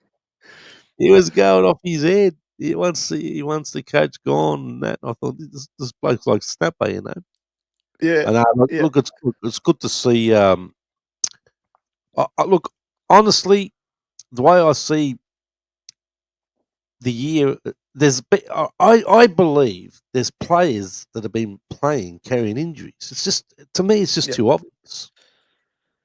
You know, and this thing about, in Voss's head or whoever's head down there, we can still make it, we can still make it. That's why he doesn't drop the senior players that should be dropped, right? Mm.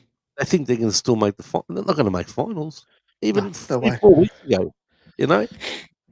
So we probably don't want to make finals, do we? Because if we do, we're going to have the same performance as what we did against Brisbane in the elimination final last year. That's what's happened. There's no point making. We're just going to get bombed out if we make it. It's the same thing. Better off we, if we can win maybe a couple. I don't know when our next win's going to come in. Probably Essendon, but next week, forget about that. You know, I mean, like I said tonight, one of those games. You know, but keep these kids. Keep giving experience to these kids. That we can't play all the kids. I understand this. We can't just. I mean, Lemmy. Maybe he should have been put in when Mackay went out. Yeah, when he went out, maybe give him a game or two. There's like the Campo boys, as well. But as I've told you last year, we have the worst development out of any team ever. Yeah. Right now we're starting to play these kids, and you can see, they've had that Flynn Young. He's only been in the VFL how long? We got him mid-season draft. Yep. Have a look at him. Yep. Why he was dropped in the first place, I have no idea. I have no idea. Right? No idea. Yeah. And Evans 1 week's in, next week's out. 1 week's in, next week, because he goes back to the VFL and racks them up and kicks goals. That's why they bring him back in. Yeah. Right? It's like, you either persist with said player at senior level, or you let them go back to VFL and have a bit of continuity. Have, if someone has a breakout game like Frankie Evans does, it seems as though he's sort of the player that is almost too good for VFL, but not quite good enough for AFL. We've had quite a number of those players, but have them in the VFL across 2, 3, 4 weeks, not just 1 week, because you need to see form over an extended patch of games and weeks. And, we might as well redraft Nick Graham if we're going to go off that sort of player that really kills it in the VFL and can't quite cut it at AFL level. Well, you know what they've done with him? He was the best sub of all time, wasn't he? I mean, come on, poor kid. But yeah, I mean, Motlop, I don't want to even talk about him. He will not get dropped. He'll play the rest of the year. I just got no idea why they just keep playing him. Yep. So you can forget about even thinking about him getting dropped. Now, we're a man short with him already. Yeah, we are. I look at it every week, right? So, look, there's Boyd. I got no idea why Boyd's not. He's probably the best kicker in our team. Why isn't he playing? Why? What's going on? Why? Because he's got painted fingernails. Who cares? Why isn't he playing? Right? I think what was his efficiency? I did see a good mark for his efficiency. Boyd was pretty good. So, I mean, and our skills are the worst skills. In all my 50 odd years of supporting this club, I have never seen such awful, atrocious skills in my life. I watched a bit of the training, the open training the other day, and even in the training, they were missing targets. From 20 metres out, they were missing targets. So, look, your question earlier on when I was backstage, look, my honest opinion, mate, and me and a few friends, we talk a lot about this club for years. I've got a few friends. We talk about the board. We talk about everything behind the scenes. Yeah, I reckon Graham Wright. everyone's going crazy. Oh, Graham Wright's going to come in. He's going to change. He's going to clean. No. I'll guarantee you, Graham Wright will be tapped on the shoulder like the rest of them. Right now, people are saying, "Oh, the board." This goes above the board. This is higher than the board. Right? We're talking the cashier. That's what we're talking about. We're talking about the people that put money into this club. They're the people you start with, then to the board, right? So I don't think Graham Rice is going to come in his first year and perform miracles. The first person, who is the first person you would sack at that club when Graham Wright takes on the position? Who's the first person you would sack? I know who I'd sack. Who's the first person you'd sack? There's a few in the footy department. There's obviously, there's Brad Lloyd, who's been there for a fair while. That's it. Stop right there. Stop right there. What's he doing there? What is he doing there? I mean, that interview, I saw him at the airport that time. I couldn't understand a word he said, and he didn't answer any questions. Right now, I'm convinced he rolls into the club because he doesn't have. You would think in that role that would have to be like KPIs that he'd have to set for like the coaching staff and everything else, keep them to account. What's he do? He's just twiddle his thumbs, sit there. No. Voss and assistant coaches did a great job in 2024. It was injuries. That's all right. You guys, you couldn't do anything about it. And then he just gets another year. It's shit, isn't it? Look. I know you haven't got much time, but I did hear the Andrew Russell interview, which is maybe we can talk about that another day. Yeah, that was very, very interesting. And I'd clean out these assistants. These assistants have to go. I mean, look, Hamill, Backman, Jordan Russell. What is he doing there? I mean, we're going forward in reverse. Yep. Tim Clark. They got rid of him, then they brought him back because he's a mate of Sayers apparently. Yep. And they bring him back. Right, Ebert, get rid of him. Right, the only person I'll keep probably out of the assistant coaches is Luke Power, who's doing a good job in the VFL. Yep. The rest of them, boot them out. But before I leave, I don't think they'll sack Voss. Right. Now we can go back to Bolton. Bolton needed a mentor. He needed something, and we did have one. We had Ian Craig, and they got rid of him. Yeah, Neil Craig. Right? Yeah, exactly right. Remember that? It was perfect, right? Yep. I was working at the club around about that stage as well. You were there. You were at the club at that time, right? You were at the club back then. So with Voss, they'll probably keep Voss on and maybe get someone senior to assist him properly. Get someone to direct him properly, or because that's what you need. You need that in the coach's box. You have to have that sort of thing. The other thing is, I've been a big fan of Blake Carosella. How that guy has not got a job, I've got no idea. He's been in the system as assistant and all that for how many years now, and he still can't get a gig. Still can't get a gig. Right? Would he be your choice? I don't know why. I'd have a young coach. I would have a young coach, yes. I would have a young coach. I wouldn't go with Longmire or Adam Simpson or Ken Hinkley. Why people bring up Ken Hinkley, I got no idea. I wouldn't have him. No. But yeah, I mean, someone young like Blake Carosella. You're going to have someone young these days. All right. Brisbane got lucky with Fagan and all this sort of stuff. Let's be honest here, right? Right. I don't know how, But yeah, look, I don't personally. I don't want Voss because of game plans. But I don't think that he'll be. I don't think he'll be. I don't think they'll sack him. Carosella, Jerry Syracuse, or Hodge would be. Well, there you go. So there's another two there. Right, there's another two. But Blake Carosella's been around a long time. Yep. Yeah, John Syracuse has been around a fair while as well. Probably a little bit behind Carosella.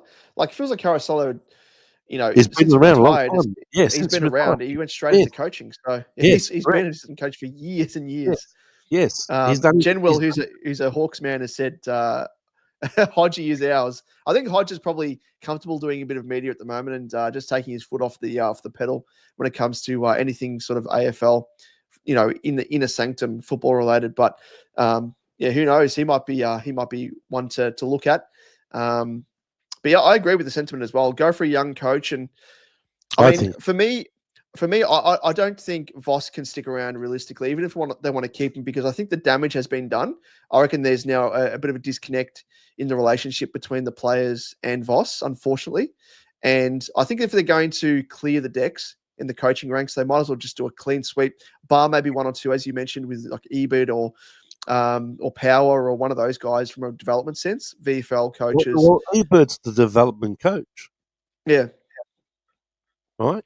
Along with a couple of others. Yeah, but Power was the development coach, I think. He was, correct, yes. But look, we've got to be honest about this club. It's been a rabble for many years, and like I said, this starts above the board. We've been like me and my mates. We've been saying it for a long time. This is way, the powers behind the scenes. They control everything in that club, right? They tell the board to jump. They'll say how high, blah blah blah.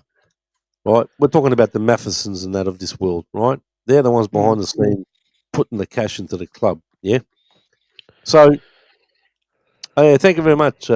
Is it Velo? Yeah, it's just my when I do my guitar streaming on my other channel. Yeah. Check it out. Give yourself a plug as well, Jack. What's the channel? It's all good, mate. It's all good. I've been on a couple of. I've not. I'm not really I'm a fan of Terry's, but I can't sit there and watch the fan cams all the way through. It's just too much, It's just too much. Too much to kind of, especially after coming back from the game. And I don't know how Terry does it, to be honest. Oh, exactly. I don't know how that guy's not wrecked, mate. Yeah. Mentally, it takes it out of you listening to people, especially off the back of losses. Jeez, it's sapping. It's soul sapping more than anything. Oh, the Monday Blues is funny. I've been on there a couple of times. They're funny. They're funny guys, man. They're a laugh to get on there. But that's why I asked you a while ago. I said, when are you doing another live? Lucky I caught you tonight when I just switched on and I was looking. There's about 2 or 3 lives going at the moment. But when I saw you were live, I thought I might jump in and see if you got a panel or anything like that, because I haven't seen you for what is it? It's over a year. Well, it's been over a year. Last season. Yeah, I can't remember what game it was, but yeah, it seems like it's been a fair while. It was early. I think it was quite early in the year that I jumped on here, and it was one of the first lives I did. Yeah. Yes, it was. Yes, correct. But it was pretty fun and that's why I said to you a while ago, when are you gonna do lives again? Because you can get some people on and have a bit of a chat and see what's going on and all this sort of stuff. But I've been following the VFL more kind of than the because we're just losing every week. So you get used to it now. There's no anger anymore. There's no, and it's not frustrating anymore. When we lose, there's just nothing. And a lot of people are feeling the same way. I saw an interesting comment on Carlton's Facebook site today. Or yesterday, one of the posts they put up. This lady comes on and makes a comment. She goes, 98% of the women on here are positive and 98% of the men on here are negative. I mean, and I wrote in her comment, and I replied to her. I said, because all you women in here accept mediocrity. Let's be honest, right? Yeah. Doesn't matter if they lose. We love you. We love the players. We love this. Right? Rose-coloured glasses, yeah? And she never replied. I said, yeah, you accept mediocrity. You don't care if they lose every week, right? We do. Yeah. But we're passionate about the club in a different way, not like you girls on here. What a funny comment to put. What is that? But I think it's like, and you'll probably say there's quite a number of guys actually as well that have those rose-colored glasses, and they're like, Voss isn't an issue. Like, there are players that are issues, and we should get rid of Charlie, get rid of Harry, get rid of Walsh, get rid of every single player just because they're out of form. And it's just like, it's not going to work. No, exactly right. You can't just start. Look, all right, we lost the pick to Hawthorn. I understand that, and look, There's not much we can do about it. These lists. Sorry, I didn't mention the list, man. Agresta and his two cronies have got to go. As simple as that. When Agresta came out last year, and I spoke to, I think it was Bucky about this. When Agresta came out last year and said we're still building, you know what that meant, don't you? We're fucking rebuilding. That's what he meant, right? That's coming from the list manager, and then they went all out hammer and tong to get that new player that we got. The poor guy that did his ACL, Jaeger, and all out to get him, and we have to lose picks for it. So no, these list managers are out the door when whatever Graham Wright's going to do, blah blah blah. And let's be honest here. I'll just leave you with this. Our last Sauce, forget about him. He ruined us with GWS players. We know that. And the two, but I reckon he's going to save us though, Jack, as well, because in the sense that he's going to be taking TDK off our hands and he'll give us a top 6, 7, 8 picks, so it'll be good. True, yeah, you got a point. Look, he's not, to me, he's not worth 600,000. I'm sorry, but he's not worth 600,000. If St Kilda want to pay 1.7 million for him, take him. Go pack your bag. You should. I agree. I don't know if you ever watch Ankle Sore, but Andy's a classic. He's an absolute. He's funny. He is a classic, that guy, and most of the times he's right. He's right. I don't agree with him when he comes out. Oh, Cripps has got to go, and Kerner's got to go.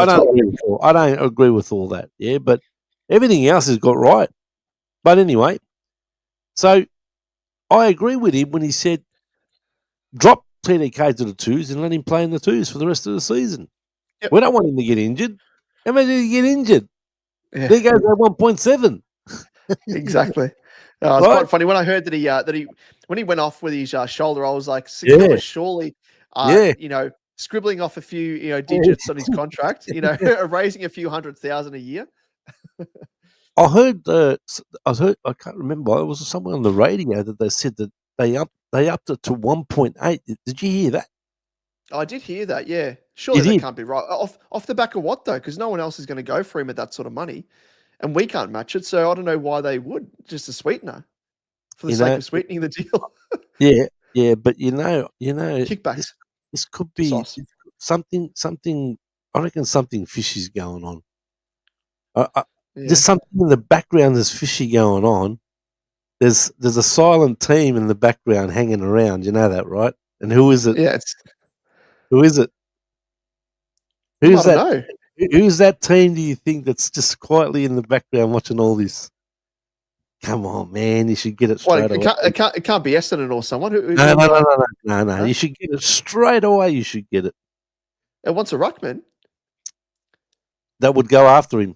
That's in the background watching what's going on. And it has cap space for 1.8 million. Well, it has to be one of the developing teams there, like a West Coast, Richmond, anyone that has less stars on their list. There you go. Valo got it. There you go. Valo got it. Surely they don't have the money for it though. Right. There's no way. How good are they? They pick players. Come on, man. Come on. I know, but they won't have money for 1.8 per year. How good are they at recruiting?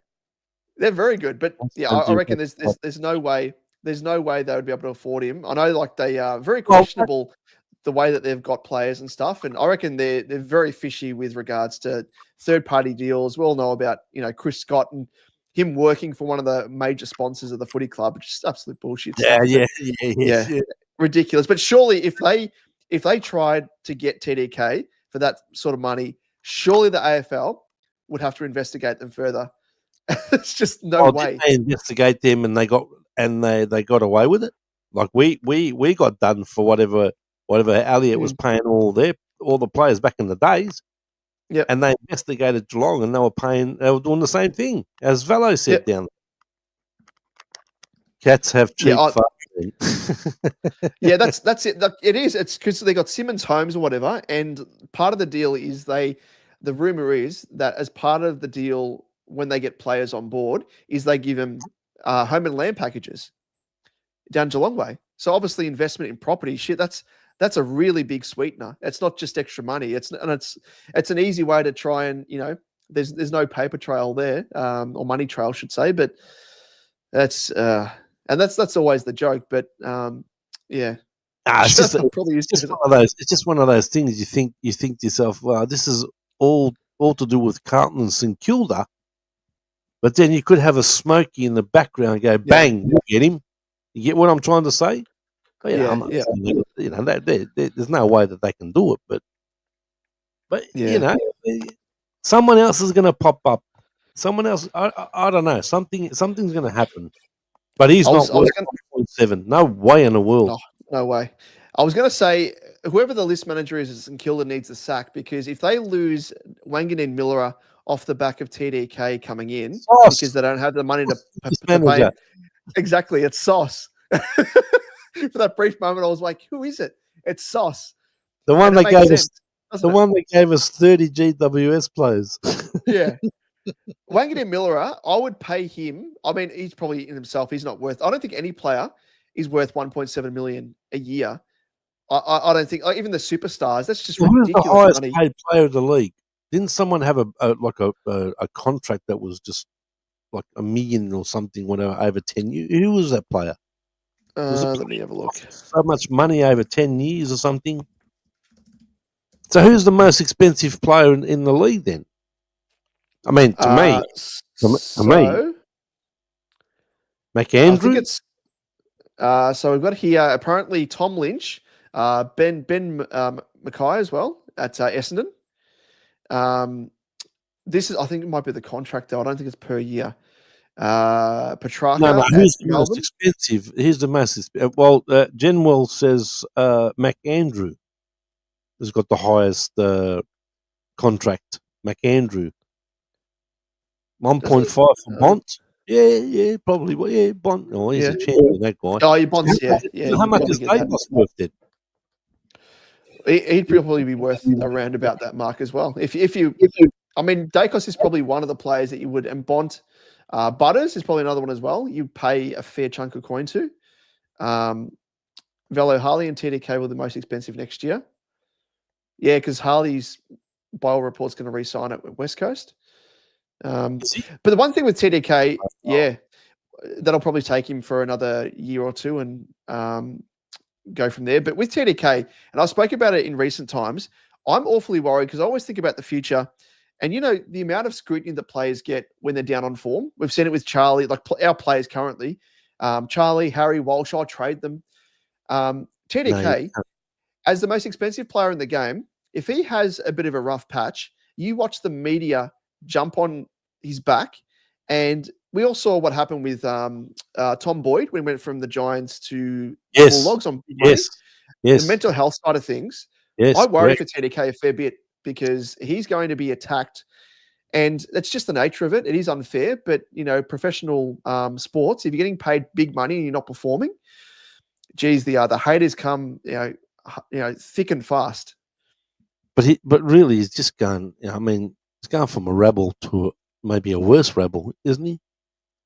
I mean, where's he? I mean, it's all about the cash at the end of the day. It is, yeah. You don't blame him. All about the cash. Yeah, I don't blame him one bit. Yeah. If I was a president or CEO of a club and said to you, "Here, Damo, here's 1.7 million. You're going to jump straight away, mate." Yeah.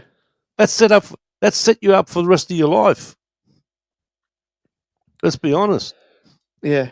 Ben McKay got 1 million from Essendon because they got him confused with his. That's how I like that. That's pretty quite clever. It's not TDK's fault. No, it's not. We're not saying it's his fault. Yeah, not at all. Like if I was in his shoes, as a massive Carlton nuffy, I wouldn't say the no to that money because I think the average lifespan of a player in AFL, I think it's like 3 years or something ridiculous. So like, I think if you were to go down injured and have like a back injury, say Walsh, hopefully that doesn't happen with Walshy, but like something that is an injury that can crop up and be degenerative. I think about Nathan Freeman when he was at Collingwood, went to St Kilda, had hamstring injuries, just recurrent. Yep. Imagine if you were to have that and you miss out on the chance, you snub your nose at a big contract like that.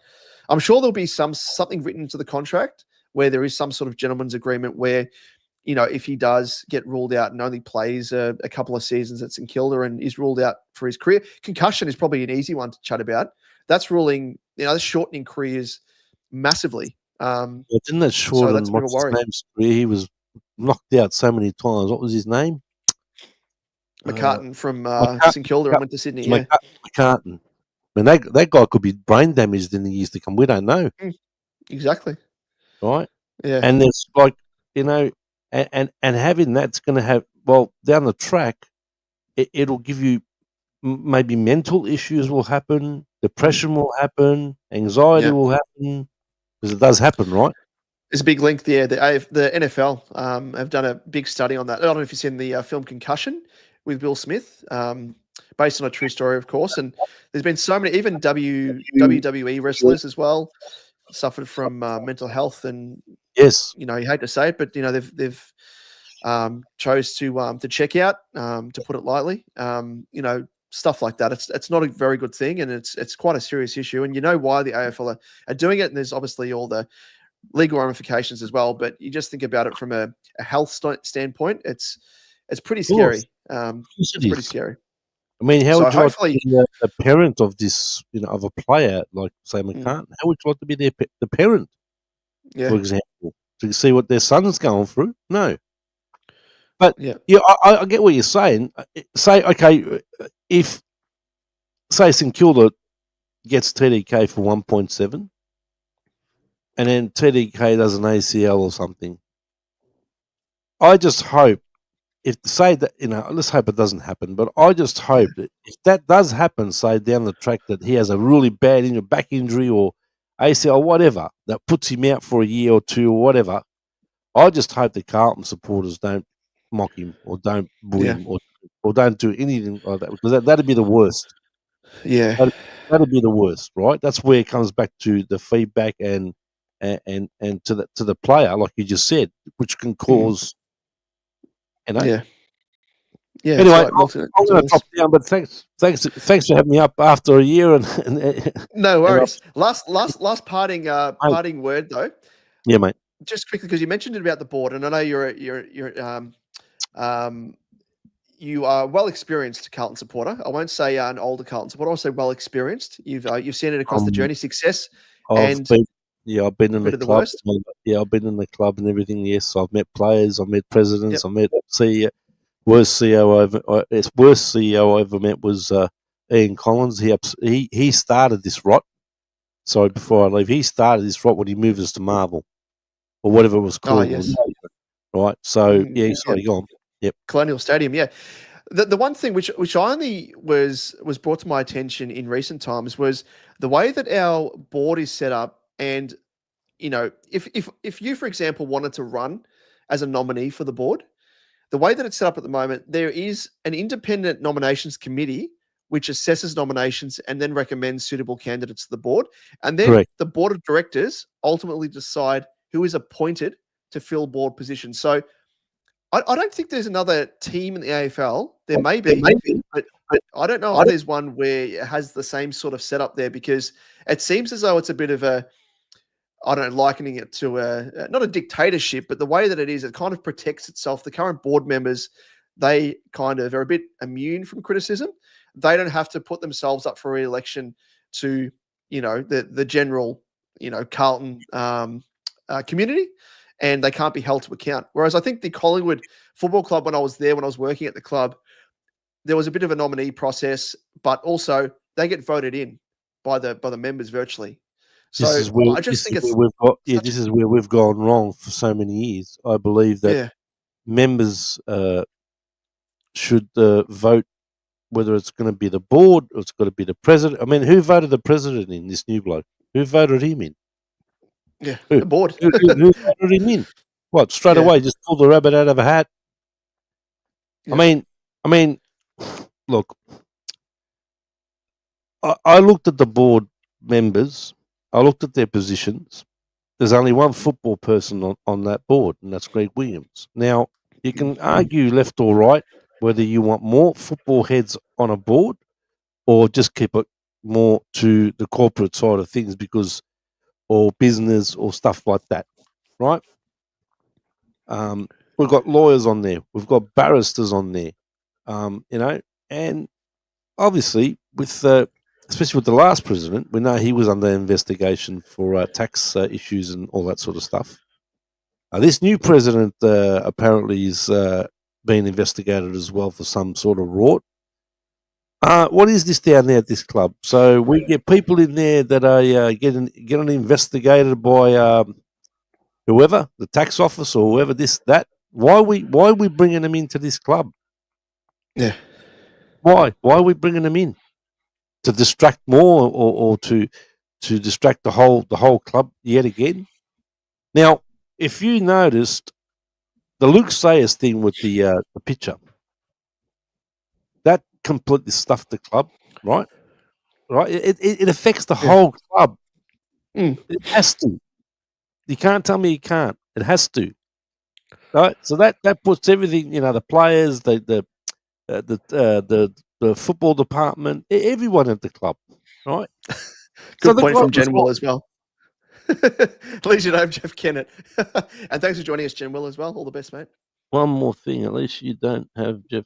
Well, Jeff Kennett. I'll tell you what. Have you seen Jeff Kennett lately? No, I haven't. No. Yeah, that guy's face has got those wrinkles on that guy's face. Looks like it's a whole heap of roads running through his face. Unbelievable. It is. I'm telling you. So that everything affects the whole club, the team, the whole lot. There's got to be always some sort of noise inside the club, and we've been talking about this for years. If there's something going on internally, it's going to affect the team. It's just logic. The whole place is going to be, down the dumps. So the Sayers thing could have had something to do with the start of our year, because when it happened, right, then we had to get another. So that's why I say, who elected this president? Who brought him in there? The board, or the head honchos above the board. Yeah. Behind the scenes, paying the money. Behind the scenes, paying. Well, Priestley, go do some research on this guy. He's based out of Sydney. He's based out of Sydney. What is this? You need someone based here, not in Sydney. Right? Really? So, look, like I say, Kenneth has a wrinkle for every Victorian. Yeah, that's right. Yeah, that's right. Deadly. They're good picture there, Deadly. That's Paul Bearer. The Paul Bearer there, is it? Yeah, it is, yes. Paul Bearer. He was a funny man, Paul Bearer, I'll tell you. Actually, did you know he actually worked in a morgue? Or he owned the morgues? Really? That's actually, yes. You can go Google it, yeah. Yeah, so until our culture's been destroyed at this club, as you know, we've talked about that last year. The culture is completely destroyed. We don't have. Look, people might knock Elliot for paying players and stuff, but people can knock Silvani for opening his big mouth for doing all, the whistleblower, if you want to say, right? That's what cost us everything, yeah. But at least Elliot had passion. When we were down or something, he's out there straight away. When do you ever hear of the sea?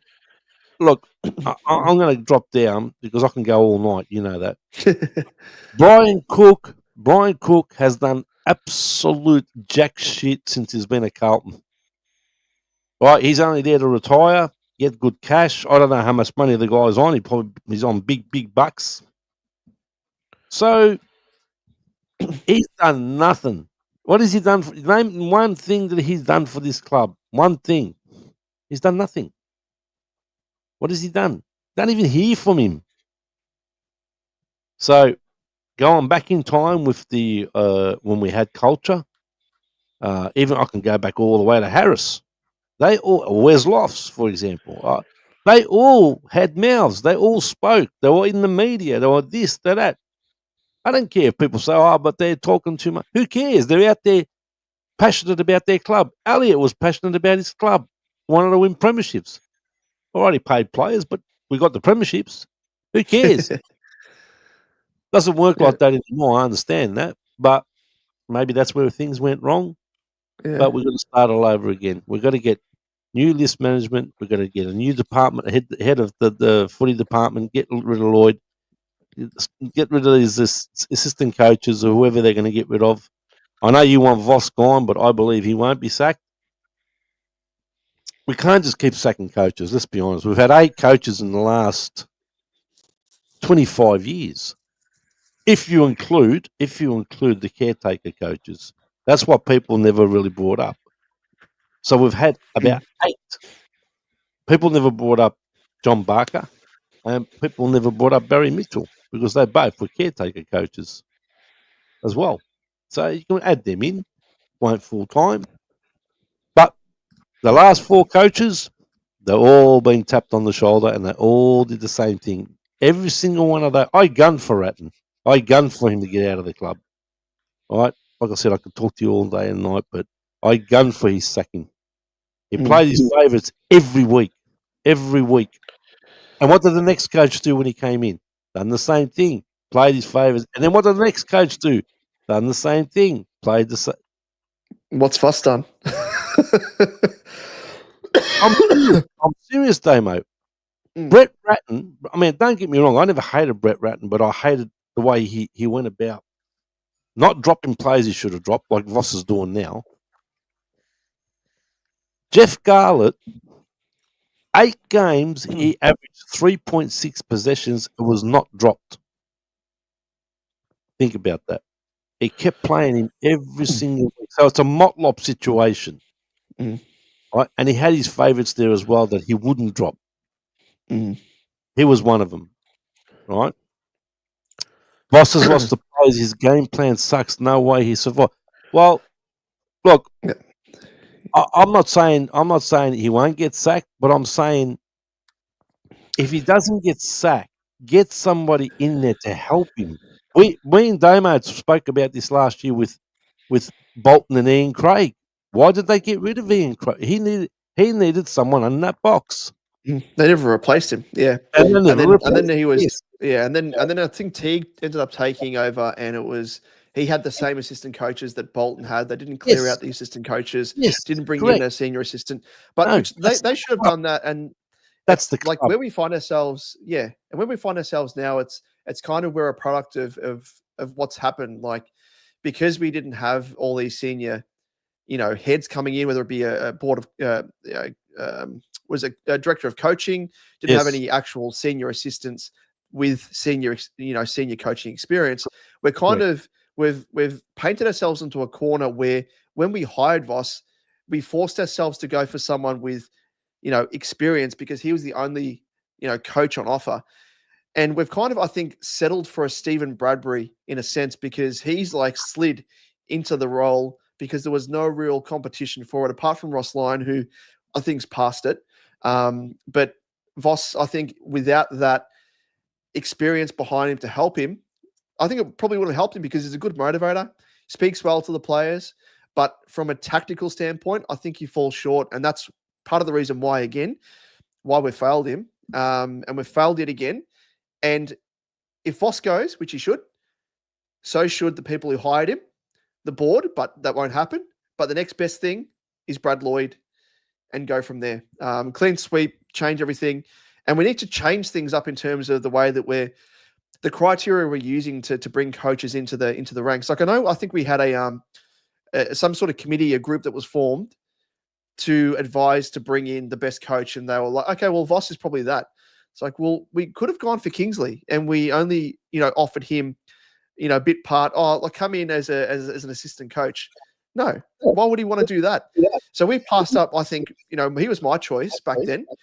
And we passed up a guy who, much like Carosella, had been an assistant coach around the ranks for quite a while, highly rated, and we overlooked him because of Voss, because he had some sort of experience without any real success. And it pains me to say it because I made the tweet. It was a day after he was might have actually been the day of when he was hired, Michael Voss, and I said it's going to come back to bite us on the ass because I could see from the outset we were settling for someone because they were the only ones available with experience, and writing was on the wall then. And I can see the way that it's kind of transpired. And I'm like, it's been a foregone conclusion because we haven't built up people around him. He hasn't had that experience that we thought he might have brought to the club. And yeah, it's just we're going to merry-go-round of these people at the top making these incorrect calls, going for Bolton, not having the best structure. Teague's another one. Going for Voss, you had a little bit of experience, not surrounding him with good structure. And you just hope that things are going to change. And hopefully we go for an inexperienced coach with maybe a senior coach of, director of coaching with experience and go from there. Otherwise, you're just going to be stuck in this cycle, aren't we? I to be honest, all right, Voss coached Brisbane. He got him to a final and he got sacked. Went to Port Adelaide and he was there for, 7-8 years? So really, he's done a good apprenticeship. He's had the experience of being a senior coach. He got sacked. He went to Port Adelaide and was there with Hinkley and whoever else. You'd think that a coach like that, and he's young, a coach like that would be a good coach, right? Because you've got to do, no doubt about it, you've got to do a good apprenticeship. Don't just throw people to the lambs to the slaughter. You've got to have a good apprenticeship before you start your job. That's why I feel for Blake Carosella. No one's really given him a shot, really, if you think about it. And he's been in the system a long time. Hopefully, one day he'll get a job somewhere. I forget about him coming to us. So that's out of the question. We've got to see if Ross gets sacked, we have to see exactly what Wright and whoever else they go after, right? So I don't know. Is it going to be Longmire or is it going to be Simpson, right? Because there's no one else available. Who else out there is available? No, actually, when you get a chance, watch the presser. You'll piss yourself laughing. Oh, really? The way he praised the young kids. Yeah, you're praising the young kids now, but why didn't you put them in long ago? Why didn't you play them? Bits and pieces here and there. You're praising the kids. Yeah. What's that screenshot? So this is my tweet that I made in 2021. So I said, I can't wait to look back. 4 years ago. Yeah, that's what I'm referring to. So this is after we actually appointed him. So we appointed him on September 20th, 2021. So the same day we appointed him. And I said, can't wait to look back on this appointment. And I said 1 to 2 years' time. He's obviously survived a bit longer than that. But I said, can't wait to look back on this appointment 1 to 2 years' time and once again say that I told you so. A bloke renowned to have his shortfalls with player management. There was a whole host of issues there, which kind of happened at the time there, and commandeered the Lions into the abyss during his tenure there. Will be on par with Mick Malthouse. So hasn't quite been as bad as Mick Malthouse. I will concede that. But was chatting here with Jake, who's a fellow Carlton supporter as well at this time. And I said, there's a reason why he was... Sorry, there was a record broken by Voss between two other coaches. Did you know that?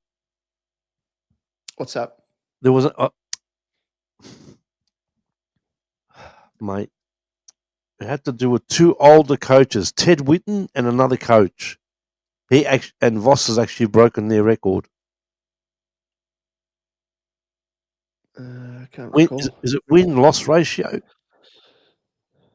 It might be. I'm not sure. It might be win-loss ratio. It was on the radio. It was on. I think it was someone.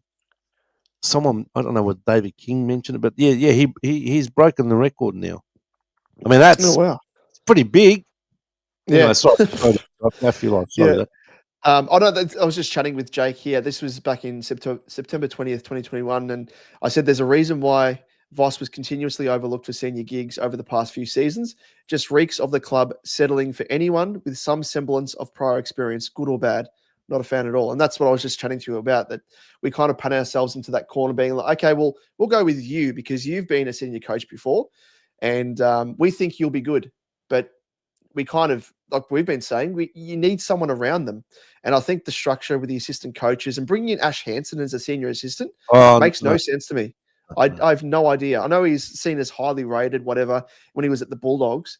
But what's he done? What's he accomplished? If he's so highly rated, why didn't we give him the senior coaching gig and have Michael Voss as the the senior assistant. It Well, just well, doesn't now and quite marry up. again, now and again, when I speak to my mates about what's going on in the club, I say to them, I said, "Is Voss really coaching, or is it Ashley Hansen coaching this club or this team?" Yeah.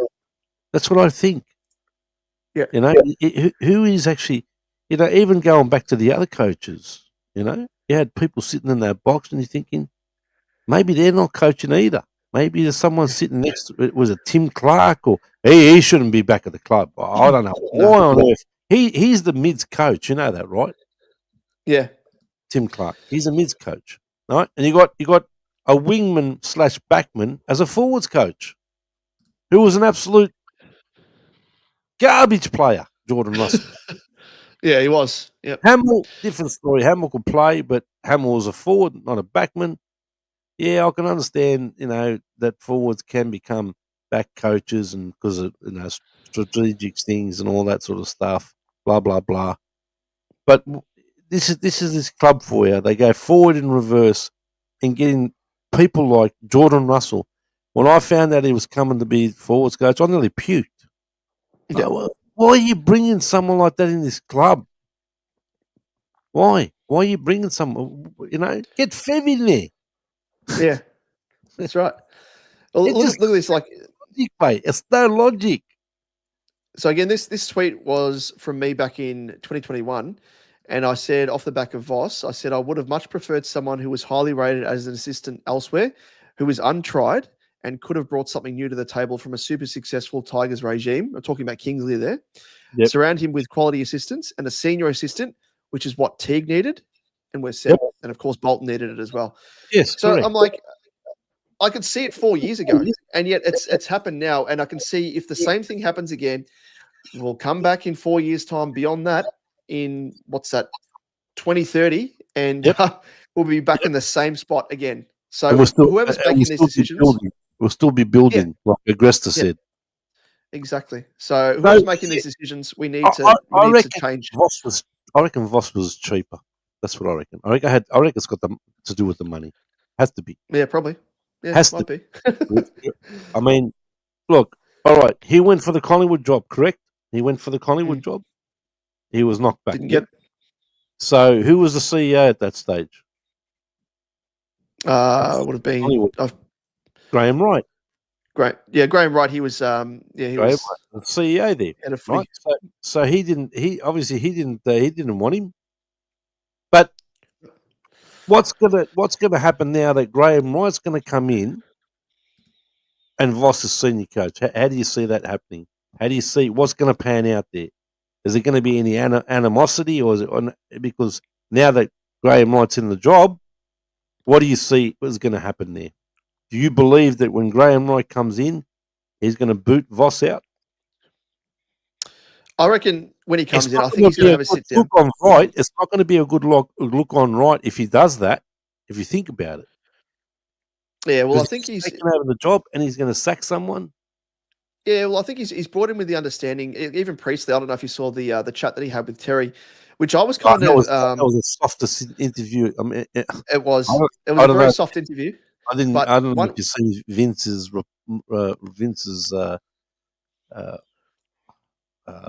reaction to Terry. He blasted the shit out of Terry. He blasted Vince for the jumper punch. Didn't you see that? No, I didn't see it. No. Yeah. He called out Terry for that interview. He reckons Terry wasn't hard enough. I think in terms of like the takeaways and stuff, like it was always going to be very much like a, always say like the phrase is like a LinkedIn type,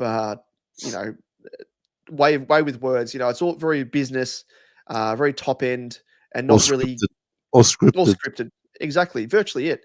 But the one good takeaway that I got from that interview was he said that in terms of what responsibility they're going to grant Graham Wright when he comes in, he's been virtually given the okay by the board. And I was blown away when he said this, and hopefully it's true. I wouldn't believe that for one bit. Would you believe it?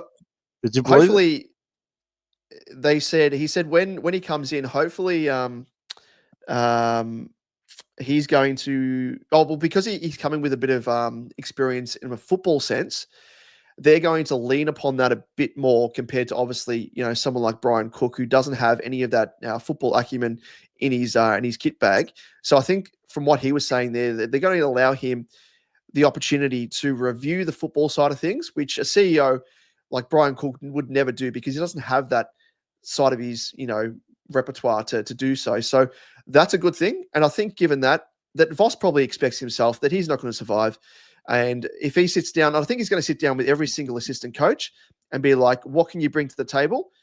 He's been sitting in the box as well during the season, which is good. He's been taking notes, and I'm sure he's going to sit down with each of these people in each of the roles and say, okay, well, these are the KPIs that I think that should be set. I'm not on the role yet, but this is kind of what I would set you. I think you failed. So tell me why you should keep your job for 2026 and beyond, and what can you bring to the table to improve upon the deficiencies that you have in either your area of the ground, if you're a midfield coach, defender, forward coach, or senior coach, which, obviously he knows the background with Voss as well, having been at Collingwood with that interview. He would have known what he was pitching. He would have pitched the same thing, Vossi, to Carlton, and he probably would have been like, okay, well, I know what you were going to bring to the table at Collingwood, and now seeing what he's brought to the table at Carlton, he'll be able to know if he's adapted from what his initial plan was or if he's stuck the same. So he's got that intimate knowledge, which is probably a good thing. And I think that off the back of that, he will say to Voss, look, I don't think it's going to work, or we'll keep you on board, but things need to change massively. On field, off field, relationship wise, coaching panel, wide. But I just can't see him surviving, unfortunately, for him. Well, the other thing is too, Voss wasn't banking on Graham White being CEO. Exactly right. Exactly right. If you look at it that way. But Vela makes a good... Yeah, Vela, look, Vela, sorry. Like I say, it's beyond the board, whatever the powers that be behind the scenes discuss.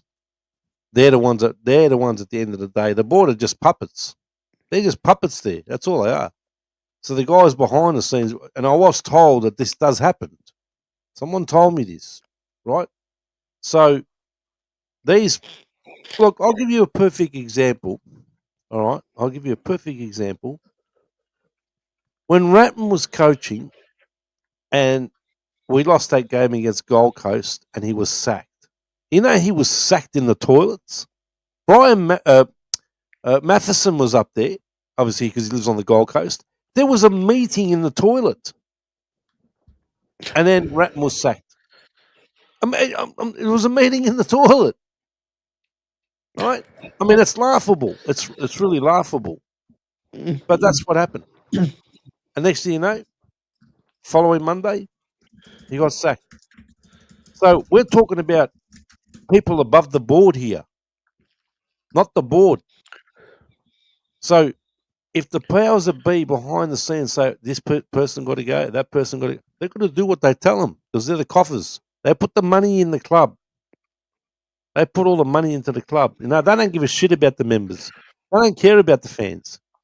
Look how much corporate stuff they put on their Facebook site. Look at all the promotional shit that they put up there, and you can win this and you can win that, and all the diversions they put to distract you from what's really going on. I lost count in the last 2 days how much respect stuff was put on that site. Every 5 minutes, something to do with respect. The jumper, the women. Well, of course, we respect the women and domestic violence and all that sort. But it was pumped into our brains. Yeah. Yeah. Every second post was about respect. Right?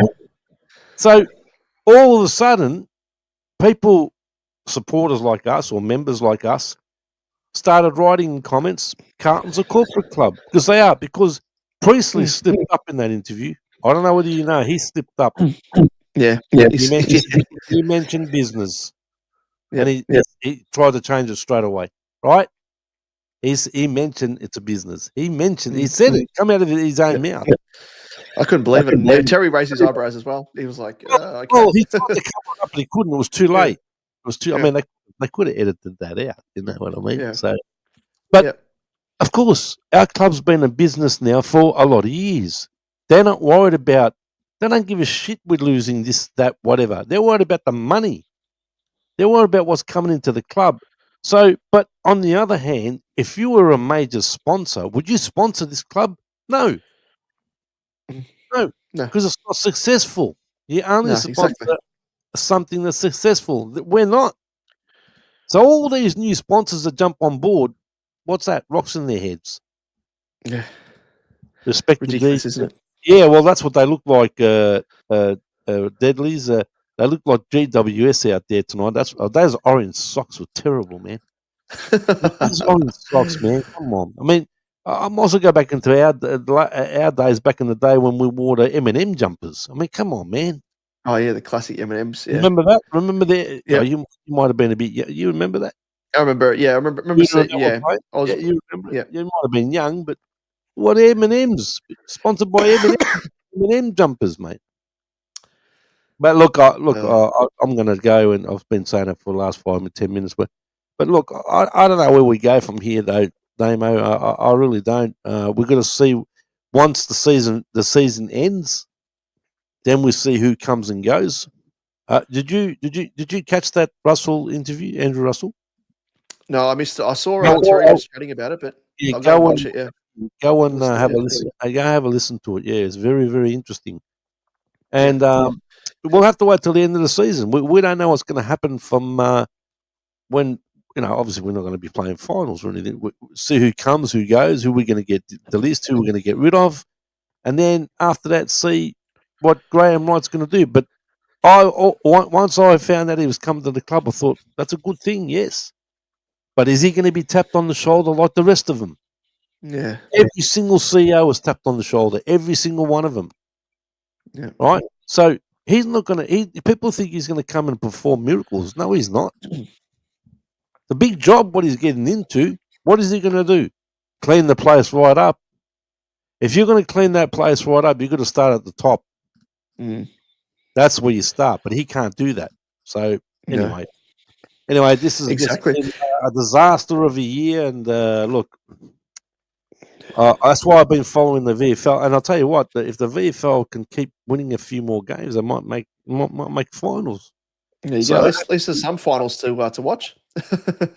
well, I don't know whether you watch them at all, but or see any highlights. But I mean, they run the ball, they handball, they don't just long bomb it, right? They Yeah. pick targets. Why are they doing that in the twos and we can't do it in the seniors?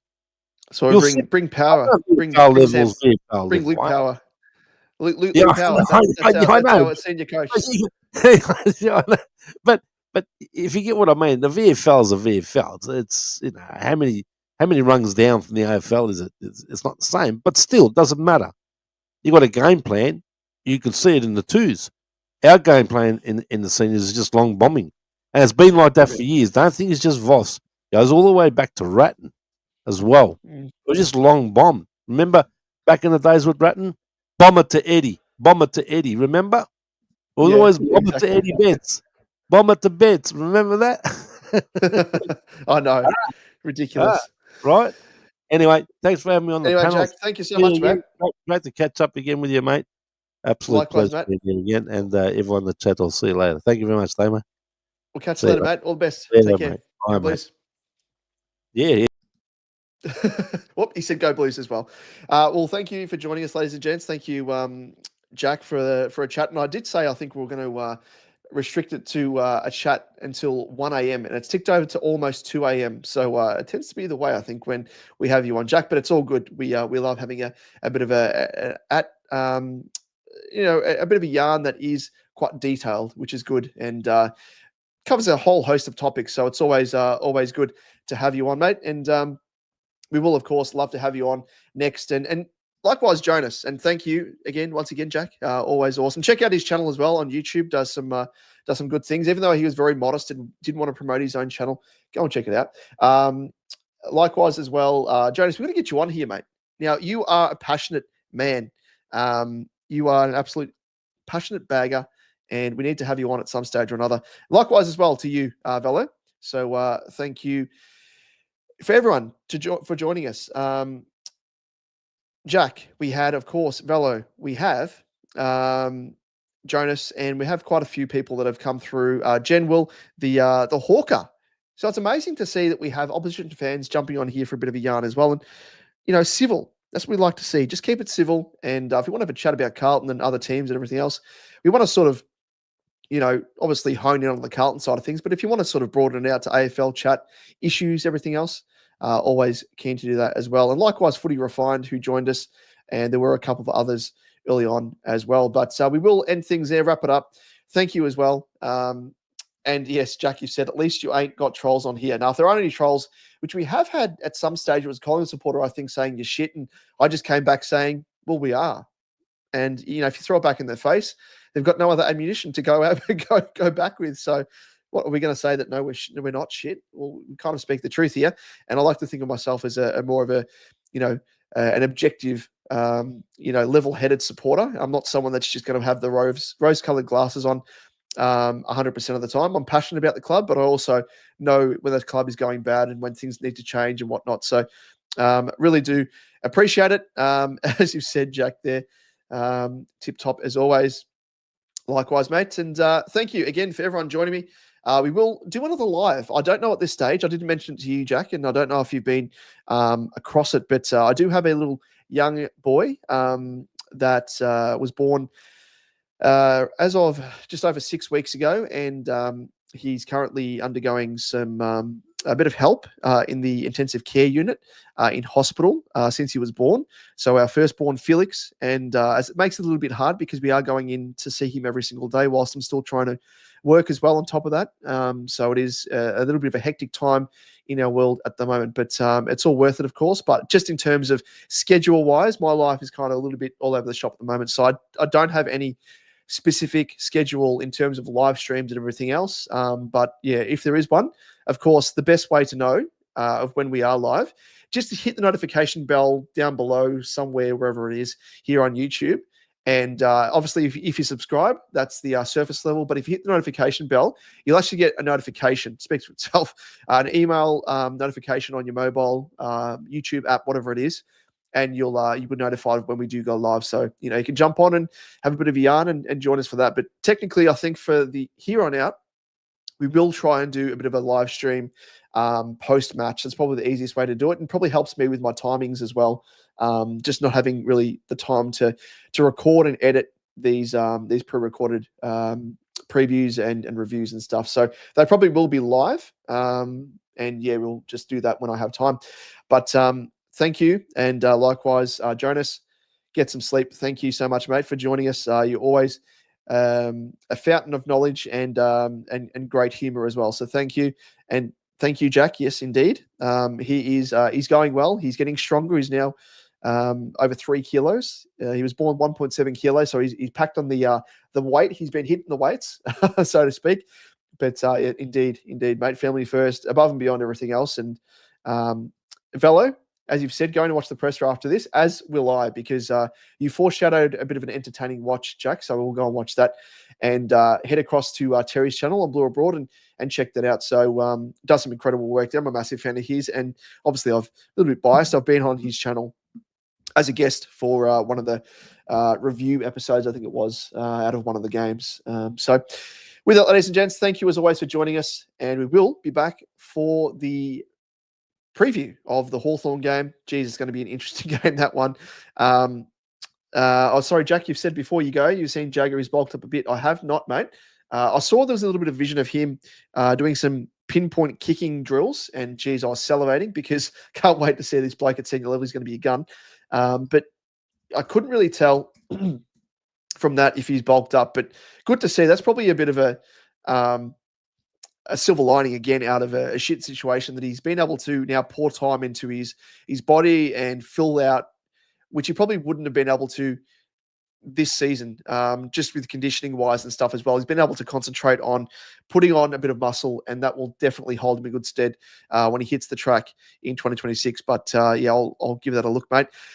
But thanks again. We will end things there. And until next time, we'll catch you on the flip side. And of course, as we always say, go Baggers. We'll catch you then. Have you ever heard the MCG